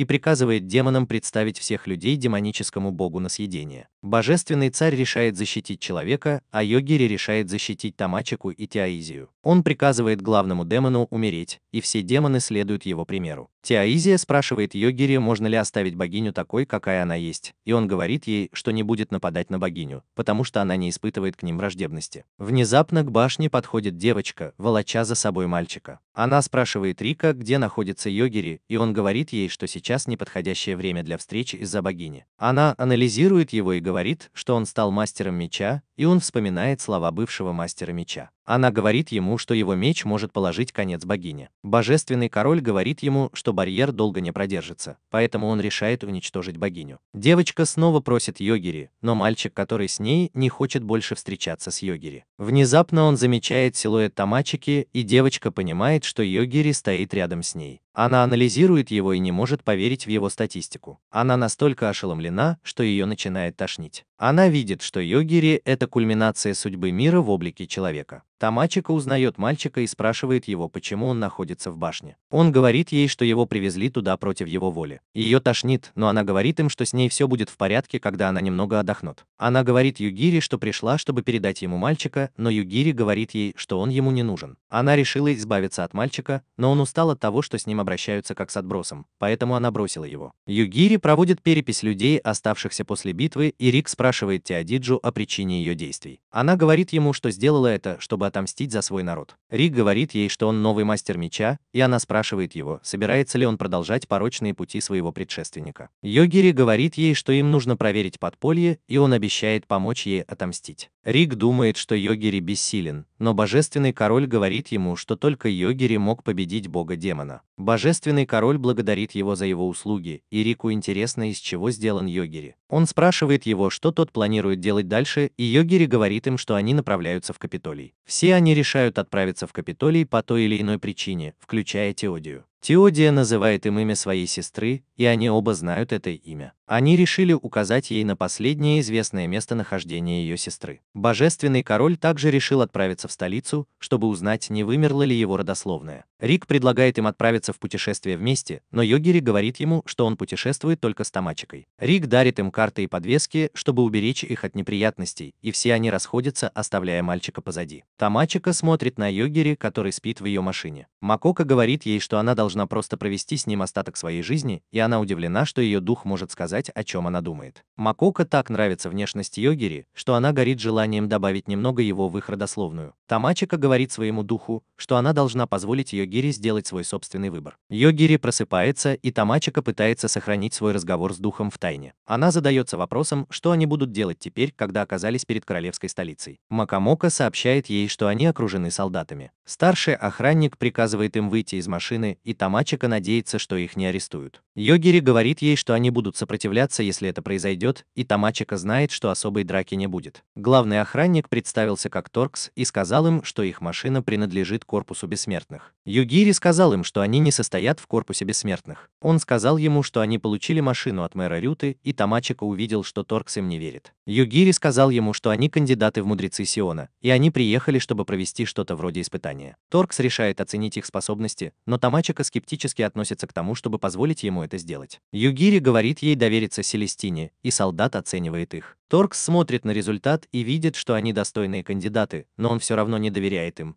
потому что знает, что результаты могут быть подделаны. Йогири показывает ему амулет, и они тут же опускаются на колени. Тамачика спрашивает его, что это за амулет, и он говорит ей, что Рик велел ему показать его тому, кто будет держать их в королевской столице. Он отдает Тамачике ее амулет и говорит, что на нем выгравирован герб королевской семьи. Торкс собирается пропустить их, но Дэвид, самый младший в королевской семье, говорит им, что амулет означает две вещи. Во-первых, они знакомые Рика, а во-вторых, они рыцари Божественного Короля. Он говорит им, что амулет не допускает беззакония, а Торкс просит его не быть грубым. Дэвид просит Торкса показать ему священный меч, который он получил от мастера меча, так как он рыцарь Божественного Короля. Йогири говорит ему, что он не получал священный меч, и Дэвид не может поверить, что Рик мастер меча. Он говорит Йогири, чтобы тот подкрепил свой титул мастерством владения мечом. Он говорит ему, что не может проиграть такому, как он, у которого меньше навыков владения мечом, поскольку он рыцарь короля. Тамачика задается вопросом, не стоит ли им повернуть назад, но Макока убеждает ее сражаться. Тамачика знает, что она не сможет победить противников с высоким уровнем фантазии. Макока говорит ей, что у Дэвида низкий уровень фантазии. Йогири советует ей попробовать, и он заверяет ее, что позаботится обо всем, если ситуация станет опасной. Они начинают битву, и Йогири замечает, что стиль владения мечом Тамачики не ортодоксален. Макока говорит ему, что семейный стиль заключается в том, чтобы вводить противников в заблуждение своими движениями. Йогири думает, что они смотрят вниз, но Макока говорит ему, что Тамачика уже двигается. Она прячет свою левую ногу, чтобы Дэвид не мог видеть ее движение.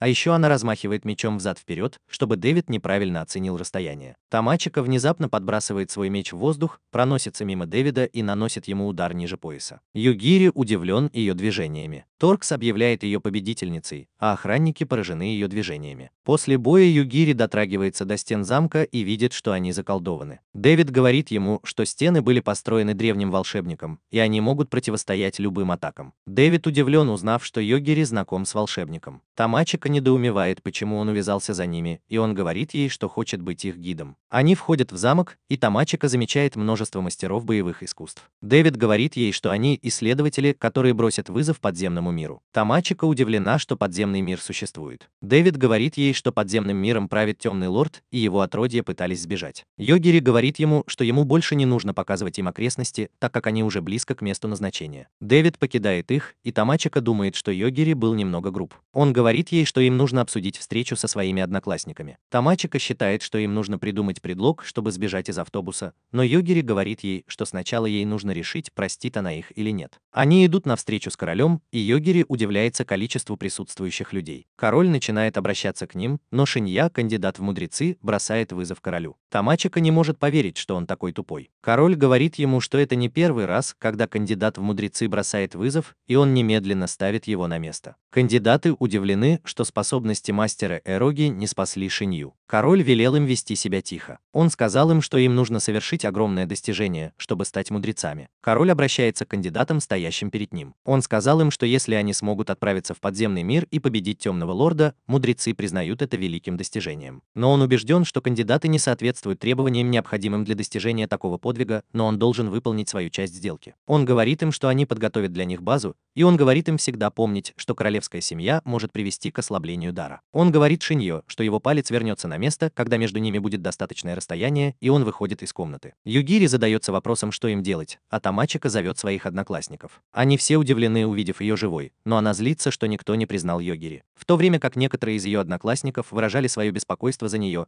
некоторые не были рады видеть ее живой и здоровой. Газаки говорит Йогири и Тамачике, что он не поступил неправильно, оставив их дома. Йогири безразличен к его предательству, но Тамачика взбешен. Она не хочет жаловаться, потому что это только разозлит ее еще больше. Она спрашивает Язаки, не считает ли он, что их присутствие в замке – это плохо. Он уже собирается ответить, когда Сора прерывает его, говоря, что они должны помогать друг другу, поскольку у них так мало союзников в мире. Югири не узнает ее, а Тамачика говорит ему, что она известный айдол в индустрии развлечений. Язаки говорит ей, что не доверяет Йогири и Тамачике, и Сора понимает его недоверие, потому что на их месте он бы отомстил. Мальчики идут в общежитие, и Ююга жалуется на ограничения в передвижении. Айхара понимает, что Йогири их не узнает, и они оба представляются как неудачники в классе. Ююга удивлен, что Йогири его не узнает, хотя они много разговаривали. Он говорит, что занятия Хара Йогири по охоте на насекомых делают его неудачником, потому что он может убивать только жуков. Йогири спрашивает их об их способностях и узнает, что Ююга учится готовить, а Ихара читать. Кто-то стучит, и Ююга открывает дверь. Он удивлен, увидев Фукай, который просит аудиенции у Йогири. И он говорит Йогири, что хочет поговорить о господине Акакуши. Он представляется Йогири как глухой бог и говорит Йогири, что ему больше не нужно брать на себя ответственность как забирателю душ. Йогири задается вопросом, почему Фукия пришел к ним в общежитие, и Фукия говорит ему, что ему никогда не разрешали приблизиться к нему, чтобы посмотреть ему в глаза. Хотя мне было велено следить за ним. Он тут же вырывает свой правый глаз и говорит Йогири, что этот глаз может распознавать сверхъестественное, но он потерял свою силу, когда он приблизился к Йогири. Он встает, чтобы уйти, и Йогири удивляется, что это все, что он может сказать. Тамачика ведет девочек на встречу с Йогири, и они выходят поболтать. Как только они выходят, Рика извиняется перед Йогири и просит Кэрол тоже извиниться, но она непреклонна. Кэрол удивлена, что Рика ведет себя так странно, хотя обычно она такая спокойная. Йогири понимает, что они знают о нем, и Кэрол говорит ему, что она из агентства, в то время как Рика из института, а Фука из культа. Она говорит ему, что их послали присматривать за ним, и Йогири не ожидал, что у него будет 3 няни. Йогири просит Кэрол предоставить дополнительную информацию. Кэрол говорит Йогири, что Сора использует свои силы клятвы на учениках, чтобы помешать им использовать навыки. Им было хорошо с 3 благородными Эроги, пока они не останавливали время, но они не были уверены, используют ли они свой навык рентгеновского зрения. Кэрол сказала им, что Сато стал лидером, потому что Язаки не смог собрать их вместе. Йогири понимает, что тот, кто нарушит клятву Соры, потеряет свою жизнь. Кэрол интересуется, почему Йогири встретился с ними, и он говорит ей, что хочет поговорить с мудрецом Саян, потому что уверен, что у нее есть какая-то информация о том, как они доберутся домой. Кэрол понимает, что возвращение домой – это нормальный поступок, и Рика подумала, что у них нет другого выбора, кроме как стать мудрецами. Тамачика задается вопросом, является ли возвращение домой с помощью всех остальных правильным шагом,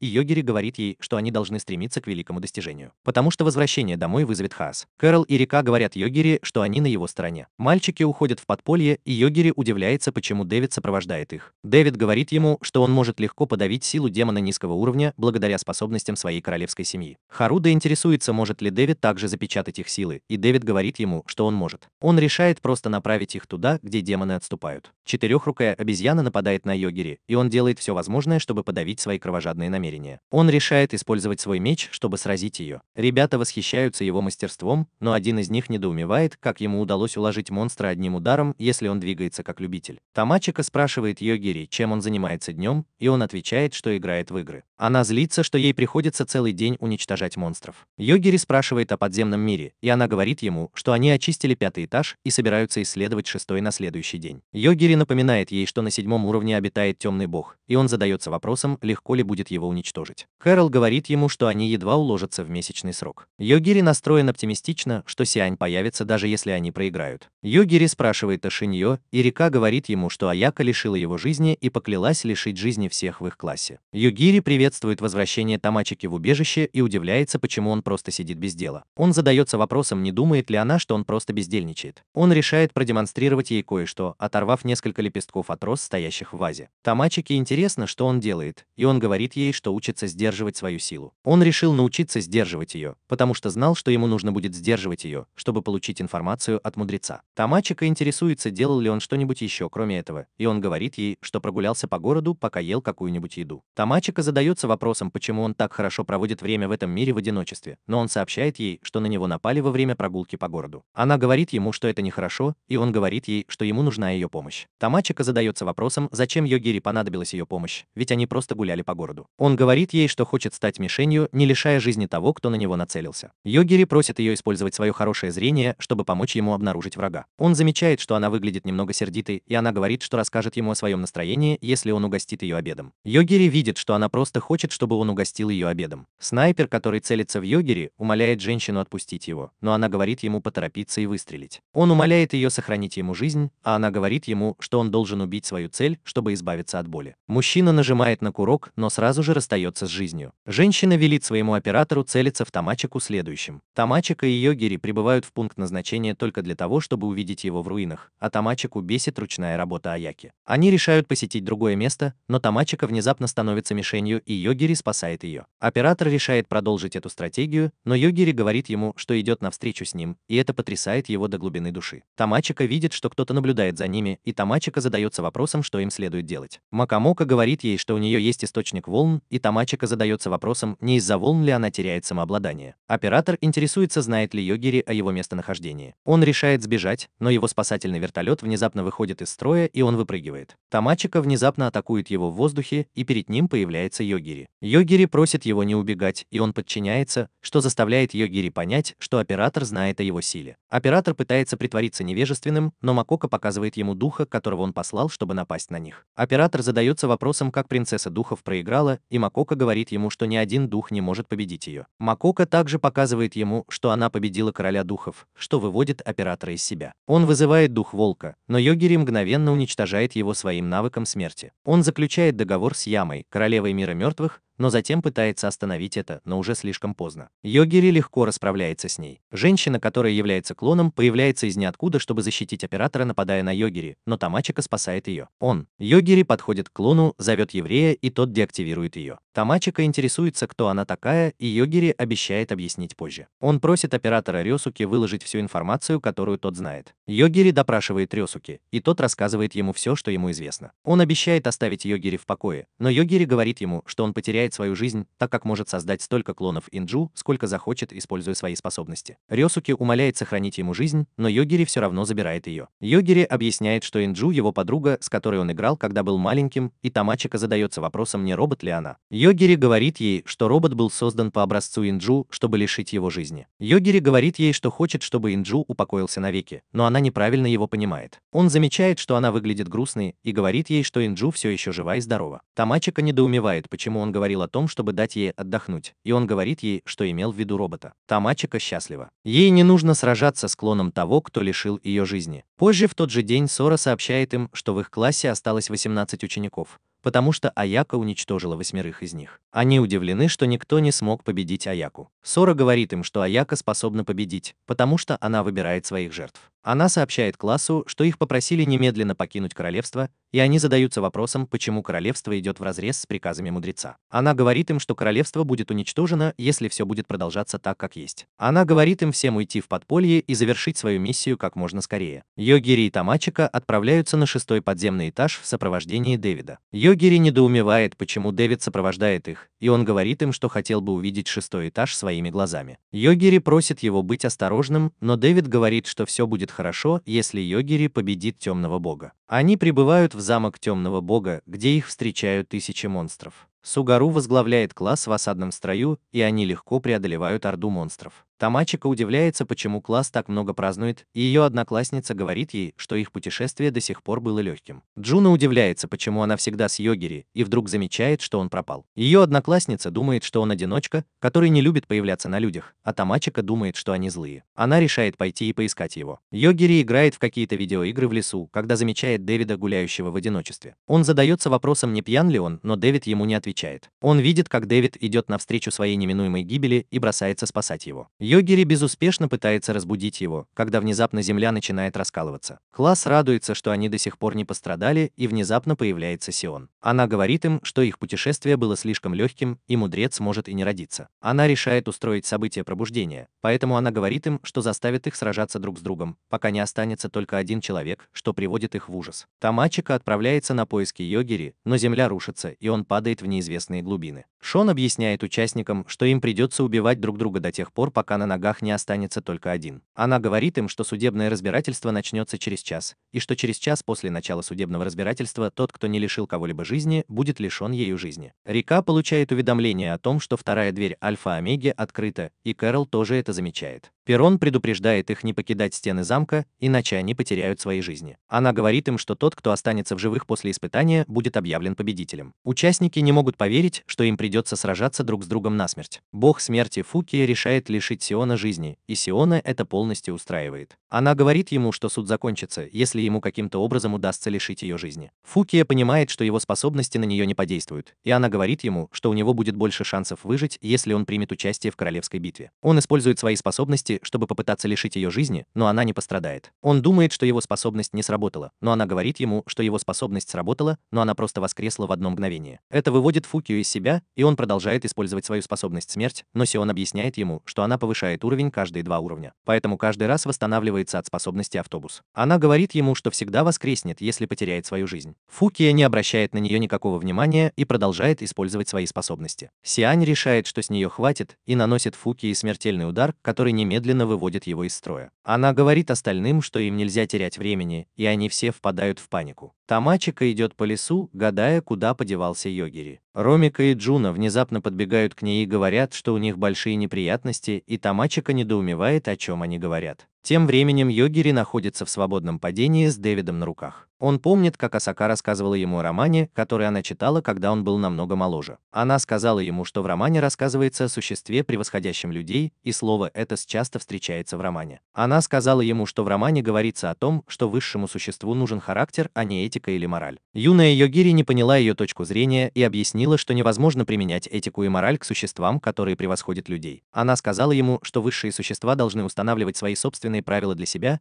и Йогири подумал, не должен ли он сам придумать свои собственные правила. Асака сказала ему, что он должен это сделать, потому что, хотя он может делать все, что угодно, это не значит, что он может сходить с ума, когда захочет. Она сказала ему хорошенько все обдумать и решить, какого характера ему следует придерживаться. Йогири прерывает свои воспоминания и понимает, что потеряет свою жизнь только в том случае, если решит следовать правилам, которые сам же и придумал. Он не мог позволить себе потерять свою жизнь после того, как пообещал вернуть Тамачику в ее мир. Он раскрывает свои способности и замедляет свой темп. Он грациозно приземляется на землю и опускает Дэвида на землю. Он понимает, что находится на 7-м уровне, и немедленно достает свой телефон, чтобы позвонить. Йогири интересуется, все ли в порядке с человеком, который говорит по телефону, и она говорит ему, что с ней все должно быть в порядке, пока не начались боевые действия. Он просит ее держать его в курсе событий, чтобы он мог помочь всем, чем сможет. Дэймон выбегает из ниоткуда, удивляясь, почему на него напали. Он замечает Йогири и тут же падает на колени в знак извинения. Йогири задается вопросом, почему Дэймон находится на 7-м уровне, а Дэймон задается тем же вопросом о Йогири. Йогири внезапно вспоминает, что он сказал, что заберет жизнь Дэймона, если они когда-нибудь снова встретятся, но Дэймон отрицает, что он говорил такое. Он умоляет Йогири позаботиться о неряхе, пытающемся напасть на него, и Йогири немедленно расправляется с ним. Он задается вопросом, знает ли Дэймон, как вернуться на 6-й уровень, и Дэймон говорит ему возвращаться тем же путем, которым он пришел. Йогири сообщает, что он совершил аварийную посадку на 7-м уровне, поэтому не может вернуться тем же путем, каким пришел, и Дэймон удивляется, как он все еще жив. Йогири говорит ему, что он уменьшает скорость своего падения, чтобы не не пострадать, и Дэймон поражен набором способностей Йогири. Дэймон предлагает ему пойти коротким путем, и Йогири просит его привести его к одному из них. Дэймон соглашается при условии, что Йогири защитит его, и Йогири соглашается. Дэймон собирается уходить, но Йогири говорит ему, чтобы он помог Дэвиду, и это выводит его из себя. Киока открывает навигационную карту, чтобы посмотреть, где находятся остальные участники, и достает оружие, прежде чем отправиться в замок, а Тамачика тайно следит за ней. Мукамаса читает ее действия по книге, когда она входит в комнату. Он читает о том, как она стреляла в него пулями, но стирает это, и вместо этого Аяка входит в ту же комнату, что и Киока. Макока хвалит Тамачику за то, что она предложила им разделиться. Она говорит, что ее Йогири находится на 7-м слое и пытается найти дорогу обратно к ним. Тамачика думает, что она будет в безопасности, прячась на деревьях, потому что у нее нет встроенной системы. Она внезапно слышит выстрелы из замка, и они понимают, что между участниками началась битва. Дэймон ведет Йогири к лифту и говорит ему, что высадит его на 6-м этаже, а сам отправится на 1-й. Йогири говорит ему, что он должен пойти с ним на 6-й уровень, так как он не может управлять лифтом, а Дэймон расстроен. Юкамаса приходит в комнату с лифтом и продолжает читать свою книгу, которая предсказывает его действия. Он пытается открыть дверь, но у него ничего не получается, но как только он поворачивается, чтобы уйти, дверь начинает открываться. И в его книге говорится, что Йогири и Дэймон выходят вместе с Дэвидом на его спина. Он пытается воспользоваться этой возможностью, чтобы расправиться с ними обоими. Он пишет в своей книге, как изменить будущее и уничтожить Йогири, но это только показывает, что он теряет свою жизнь. Он удивлен, потому что его способность изменить будущее должна быть самой сильной, но это показывает, что он теряет свою жизнь. Он в гневе вырывает страницу, на которой написано одно и то же. Как только дверь открывается, Йогири вытаскивает Юкамасу, и Дэймон удивляется, что он без угрызений совести расправился со своим одноклассником. Йогири объясняет, что он расправился с Юкамасой только потому, что почувствовал его намерение расправиться с ними. Он звонит Макока, но ответа нет, и Дэймон сообщает ему, что система одобрила его участие в битве за право выбора кандидата в мудрецы. Йогири сообщает ему, что он не может покинуть 6-й уровень,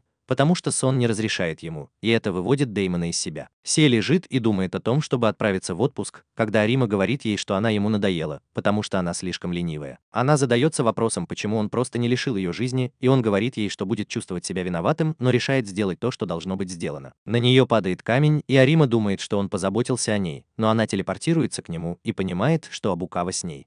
Абукава открывает дверь из лавы над ее головой, которая обрушивается на нее, но она остается невредимой, что удивляет их. Она говорит ему, что у нее иммунитет ко всем атакам, и ей нравится выражение отчаяния на их лицах. Она наносит Абукаве удар святым Ка и мгновенно уничтожает его, а Арима в восторге от ее силы. Она рассказывает ему, что перед их экскурсией в нее попал луч света из кошачьего глаза, который унес ее жизнь. Но кошки воскресили ее и дали ей силы через связь с кошачьим богом в качестве извинения. Арима убеждена, что может забрать Арсиона, чтобы им не пришлось участвовать в мероприятии, но Сай считает, что мероприятие веселое. Она бьет его лучом, который мгновенно разрушает его. Она получает уведомление о том, что Дэймон теперь участвует в мероприятии, и она решает пойти и лишить его жизни. Она телепортируется к ним, когда они выходят из замка, и Дэймон удивлен, увидев ее. Она интересуется, кто такая Йогири, но он понимает, что она пришла, чтобы напасть на них. Она пытается напасть на него, но он противостоит ей и убивает одну из кошек. Другая кошка решает отомстить и говорит, что не сдерживается, но внезапно теряет свои силы, потому что Йогири уничтожил ее источник. Она со стыдом убегает в лес. Киока и Аяка сражаются, а Тамачика наблюдает за ними из-за деревьев. Макока сообщает ей, что кто-то выпускает духов на свободу, и из-за электромагнитных помех она не может связаться с Югири.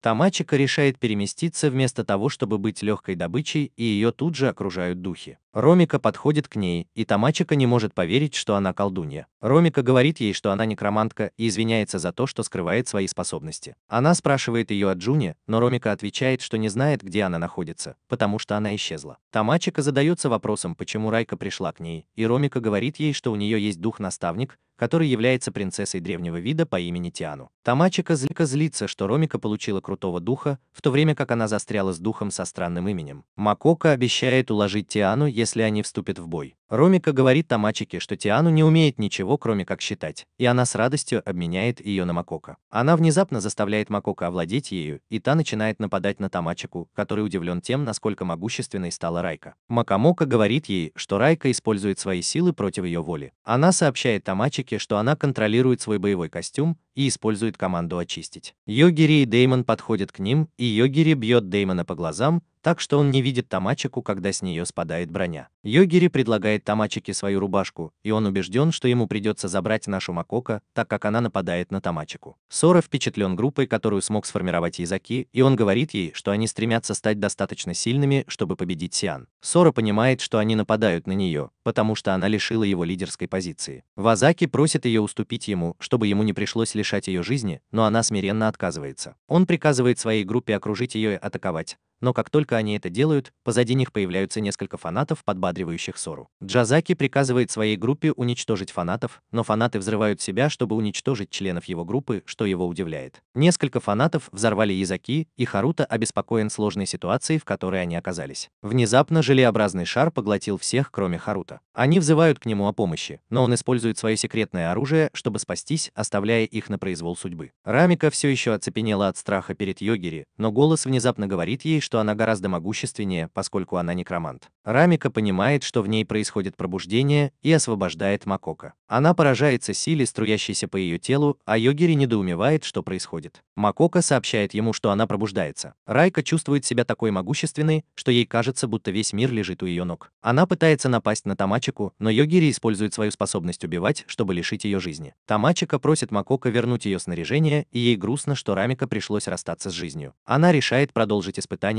но Деймон говорит ей, что ей следует проявить больше сочувствия, чтобы он мог воспользоваться ее преимуществом. Йогири решает найти способ избавиться от шестого игрока, чтобы привлечь внимание Сиона, но Деймону эта идея не нравится, потому что он думает, что его не пощадят. Аяка собирается победить Киёко, но в момент отчаяния она призывает огромное оружие. Кэрол и Рюка присоединяются к Йогири, потому что они решили бежать, спасая свои жизни. Йогири рассказывает им о своем плане выманить Сиона, но небо внезапно становится красным, и Йогири приказывает всем держаться позади него. На их локацию обрушивается мощный взрыв, и все вокруг взрывается. Аяка сбивает Киёко с ног, но когда она собирается прикончить ее, Киёко пытается найти оружие, которое сможет победить ее. Она отчаянно кричит, и перед ней появляется огромный контейнер, который удивляет Аяку. Йогири решает выманить Сиону, чтобы разузнать о ней побольше, но небо внезапно становится красным, и он приказывает всем отойти за его спину. Харуто наблюдает за происходящим издалека и думает, что пришло время изменить свои планы, потому что ситуация довольно тяжелая. Внезапно появляется свет, который удивляет его, и все вокруг внезапно взрывается. Киоко приходит в сознание, недоумевая, что с ней случилось. Ее медицинское отделение сообщает ей, что она потеряла более 60% своего тела, так что сейчас у нее застой. Она говорит своему медицинскому отделению, что нужно что-то предпринять,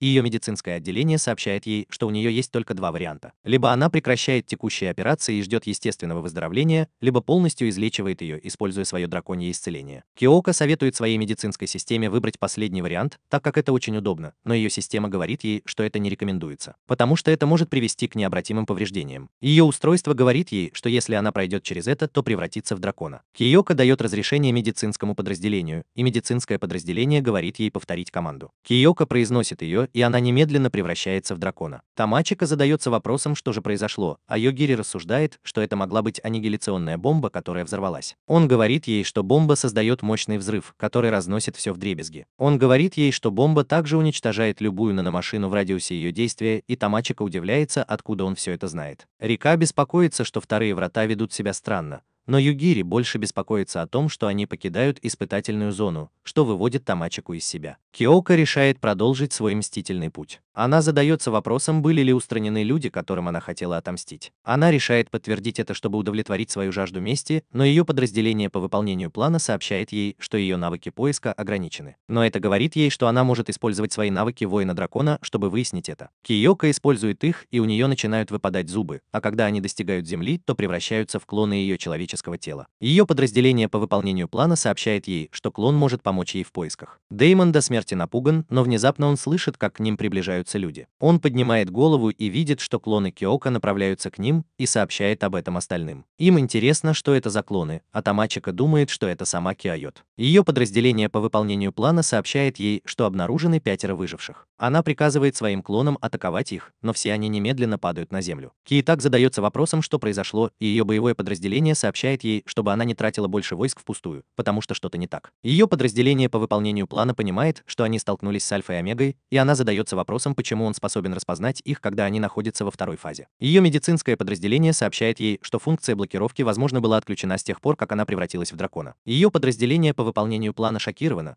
потому что они были созданы, если человечество было уничтожено Альфой и Омегой, так что Альфа-Омега не должна их распознавать. Ее боевое подразделение говорит ей, что им нужно отступить, и Киоко удивлена, что ее боевое подразделение предложило такую трусливую стратегию. Она злится, что отдала свое прекрасное тело, чтобы превратиться в отвратительного дракона, и все напрасно. Она не может поверить, что ей придется позволить выжившим сбежать, когда они будут в пределах ее досягаемости. Она задается вопросом, какова ее цель теперь, когда она больше не может отомстить. Группа выживших замечает, что она летит к ним, и Тамачика понимает, что дракон похож на того, который напал на них в автобусе, когда они впервые прибыли в этот мир. Киоко собирается выстрелить в них огромным огненным шаром, но ее боевая единица предостерегает ее от этого. Киоко игнорирует эту единицу и продолжает действовать по своему плану, но Йогири использует свой смертельный навык, чтобы легко уничтожить ее. Она теряет сознание, но ее единицы продолжают функционировать некоторое время, прежде чем отключиться. Тамачика подходит к клонам и понимает, что это клоны Киоко. Дэймон говорит им, что им нужно продолжать двигаться, несмотря на то, что они не знают, что произойдет, если они это сделают. Йогири соглашается с ним, и они начинают двигаться. Дэймон понимает, что вокруг них ничего нет, и он говорит им, что даже Шон должно быть сбит с толку происходящим. Внезапно появляется Чан и говорит ему, что прекрасно все понимает, что его удивляет. Йогири узнает в ней мудреца, а она узнает в нем человека, который обещал уничтожить ее. Йогири дергает ее за лодыжку, и она тут же теряет равновесие. Йогири говорит ей, что ему нужны ответы на некоторые вопросы, и просит ее сосредоточиться на нем. Она пытается использовать на нем свои силы, но он сводит это на нет. Он говорит ей прекратить свои выходки, иначе он случайно лишит ее жизни, потому что изо всех сил старается сдерживаться. Он сообщает ей, что она не может использовать способность мгновенной смерти, чтобы остановить его сердце, и спрашивает ее, как они могут вернуться в свой родной мир. Он отрезает ей 2 пальца и угрожает отрезать еще несколько частей ее тела, если она не ответит на его вопрос. Она внезапно исчезает, и Дэймон удивляется, почему Йогири позволил ей телепортироваться в безопасное место. Он беспокоится, что она может телепортироваться куда угодно и застать их врасплох, но Йогири уверяет его, что все в порядке. Фиан возвращается в свой замок, и она задается вопросом, что с ней происходит. Она отрезает свою поврежденную руку и отращивает новую, но новая рука тоже повреждена. Многие части ее тела теряют свои функции, и она начинает скептически относиться к ответам Йогири, поскольку он все равно собирается лишить ее жизни. Юити входит в комнату, но прежде чем он успевает помочь Шону, его руки и ноги перестают функционировать. Он умоляет Шона помочь ему, и она решает телепортироваться обратно к Йогири, чтобы попросить его пощадить Юити. Йогири говорит ей, что он просто хочет поговорить и больше не будет нападать, если она ответит на его вопрос. Он уверен, что она поняла, что он может напасть на нее, куда бы она ни пошла, включая ее союзников. Все в шоке от его силы, и они счастливы, что Йогири на их стороне. Он просит ее рассказать ему, как вернуться домой, но она отвечает, что в настоящее время это невозможно сделать. Йогири сообщает ей, что Дэймон смог вернуться домой, когда впервые попал в этот мир. Шон говорит ему, что это было в те времена, когда между их мирами существовала связь. Йогири задается вопросом, не исчезла ли связь сейчас, и Шон говорит ему, что связь исчезла. Она сообщает ему, что мир был слабее, когда существовала связь. Он спрашивает у нее координаты их мира, и за ее спиной появляется экран, показывающий это. Макамока решает запомнить это и убедить Тамачику, что она может помочь им вернуться домой. Йогири понимает, что они могут вернуться домой, если у них есть координаты и необходимое количество энергии, чтобы вернуться обратно. Он спрашивает Сиань о необходимой энергии, и она вручает ему философский камень. Она говорит ему, что ему понадобится несколько таких камней, чтобы получить достаточно энергии для возвращения домой, и Йогири удивляется, что она так легко откажется от такой вещи. Она говорит ему, что ей это не нужно, потому что она на это не рассчитывает. Йогири задается вопросом, были ли у всех остальных мудрецов, которых он уничтожил, тоже философские камни. Сиань говорит ему, что они у них были, но камень теряет силу, как только они расстаются с жизнью. Она говорит ему, что камень – источник бессмертия мудреца. Йогири интересуется, где находятся другие мудрецы, но Шон говорит ему, что она не знает их местонахождения. Йогири спрашивает Дэймона о выходе, и Дэймон говорит ему, что у него есть его местоположение на карте. Дэймон шокирован тем, что Йогири собирается покинуть Сион, и Йогири говорит ему, что он не лишит ее жизни, несмотря на то, что так сильно ненавидит ее. Дэймон удивлен, что он проявляет к ней милосердие, несмотря на то, что она подарила им вкус ада на земле. Они уходят, оставляя Сион, и она она вспоминает, что должна позаботиться о Юите. Она начинает летать, но из земли вырывается красное желе, что удивляет ее. Она достает их, гадая, что это такое, но решает вернуться к Юите как можно скорее. Она пытается телепортироваться, но у нее ничего не получается, и она замечает, что к ее ноге прилипло красное желе. Она задается вопросом, что происходит, когда Мана внезапно начинает говорить с ней. Мана говорит ей, что она думала, что ее иммунная система реагирует на что-то стоящее, но оказывается, что это Сион, который просто шутит над мудрецом. Сион задается вопросом, не темный ли она бог, и она взлетает вверх, оставляя свою ногу на съедение. Она понимает, что испытание мудрецом, возможно, было ошибкой. Она пытается телепортироваться, но внезапно теряет равновесие и падает на землю в желе Маны. Мана высмеивает Сиона за то, что он придумал мошенническую систему, только чтобы назвать себя мудрецом. Фион понимает, что потеряла свои силы, но Мана решает использовать ее, чтобы прокормить своего брата. Фион недоумевает, о чем она говорит, но желе начинает пожирать ее, и она понимает, что ничего не может сделать, чтобы остановить это. Она решает предупредить Ману о Йогере и говорит, что Йогери уничтожит ее. Джен вспоминает Юити в последний раз перед тем, как ее полностью поглотит желе Маны. Два огромных робота внезапно приземляются в Капитолии, но появляется маленький робот, который пытается их уничтожить. Он нападает на одного из них, но робот восстанавливает себя, в то время как другой продолжает разрушать Капитолий. Он уже почти начал разрушаться, когда его внезапно поглотило желе. Желе распространяется по Капитолию, и Рик замечает это. Он решает эвакуировать солдат у ворот, пока они не попали в желе. Он видит возможность исполнить свою королевскую роль и решает дать отпор желе.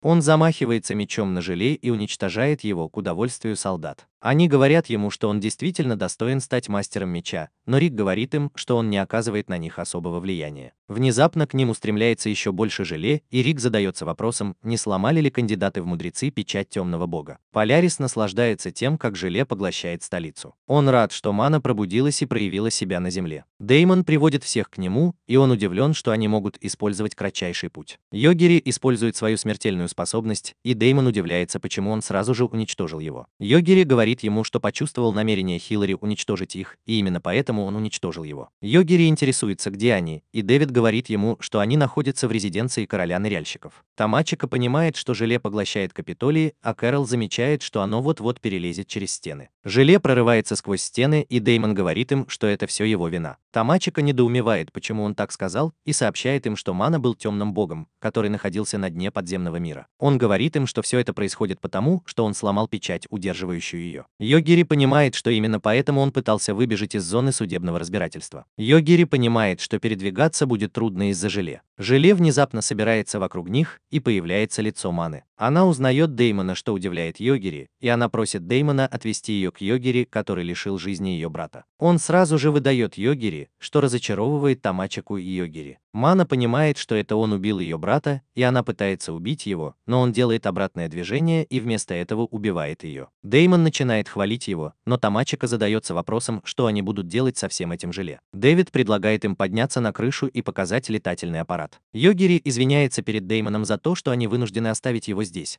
потому что самолет вмещает только 5 человек. Макока предлагает им остаться, пока остальные поднимутся на борт самолета. Тамачика недоумевает, почему они остались, и Макока решает опробовать экспериментальную броню на Тамачике. Она меняет броню Тамачики, и Тамачика смущен тем, насколько откровенной она выглядит. Йогери задается вопросом, как он сможет летать, и Макока говорит ему, что Тамачика сможет нести его, если он будет держаться за нее. Он быстро хватается за нее, и Тамачика удивляется, что он ничего не знает о границах. Тамачика взлетает с уступа, расправляя свой плащ, и они вылетают из Капитолия. Йогери задается вопросом, что им делать дальше, и Тамачика решает сделать передышку, так как они через многое прошли. Дэвид предлагает отвезти их в соседний город, но Тамачика внезапно замечает, что Деймон пропал. Кэрол и Рика решают присоединиться к ним, но Йогери говорит им, что он набирает достаточно энергии только для того, чтобы отвезти его и Тамачику домой. Тамачику это удивляет, но он говорит ей, что не может взять на себя ответственность за еще 2 человек. Кэрол и Рика говорят ему, что они согласны с его решением. Йогери просит Тамачику прокатиться на его спине, так как ему хочется спать, но она отклоняет его предложение. Рика предлагает подвести его, потому что им приходится делать все возможное, чтобы защитить его, что выводит Тамачику из себя. Внезапно подъезжает карета, из нее выпрыгивает Рисли и бросается к Йогери. Она просит его жениться на ней, но он отклоняет ее предложение, потому что не хочет провести остаток своей жизни в тюрьме. Теодей и Юфимия тоже выходят из кареты, и Йогери удивлен, увидев их. Рисли предлагает ему философский камень, камень, чтобы он выслушал ее просьбу. Тем временем божественный король смотрит на последствия, оставленные Йогири, и понимает, что не может игнорировать такого монстра. Робот спускается, чтобы забрать Харуто, и исчезает среди звезд. Дэймон бежит по лесу и решает построить свой собственный мир-гарем.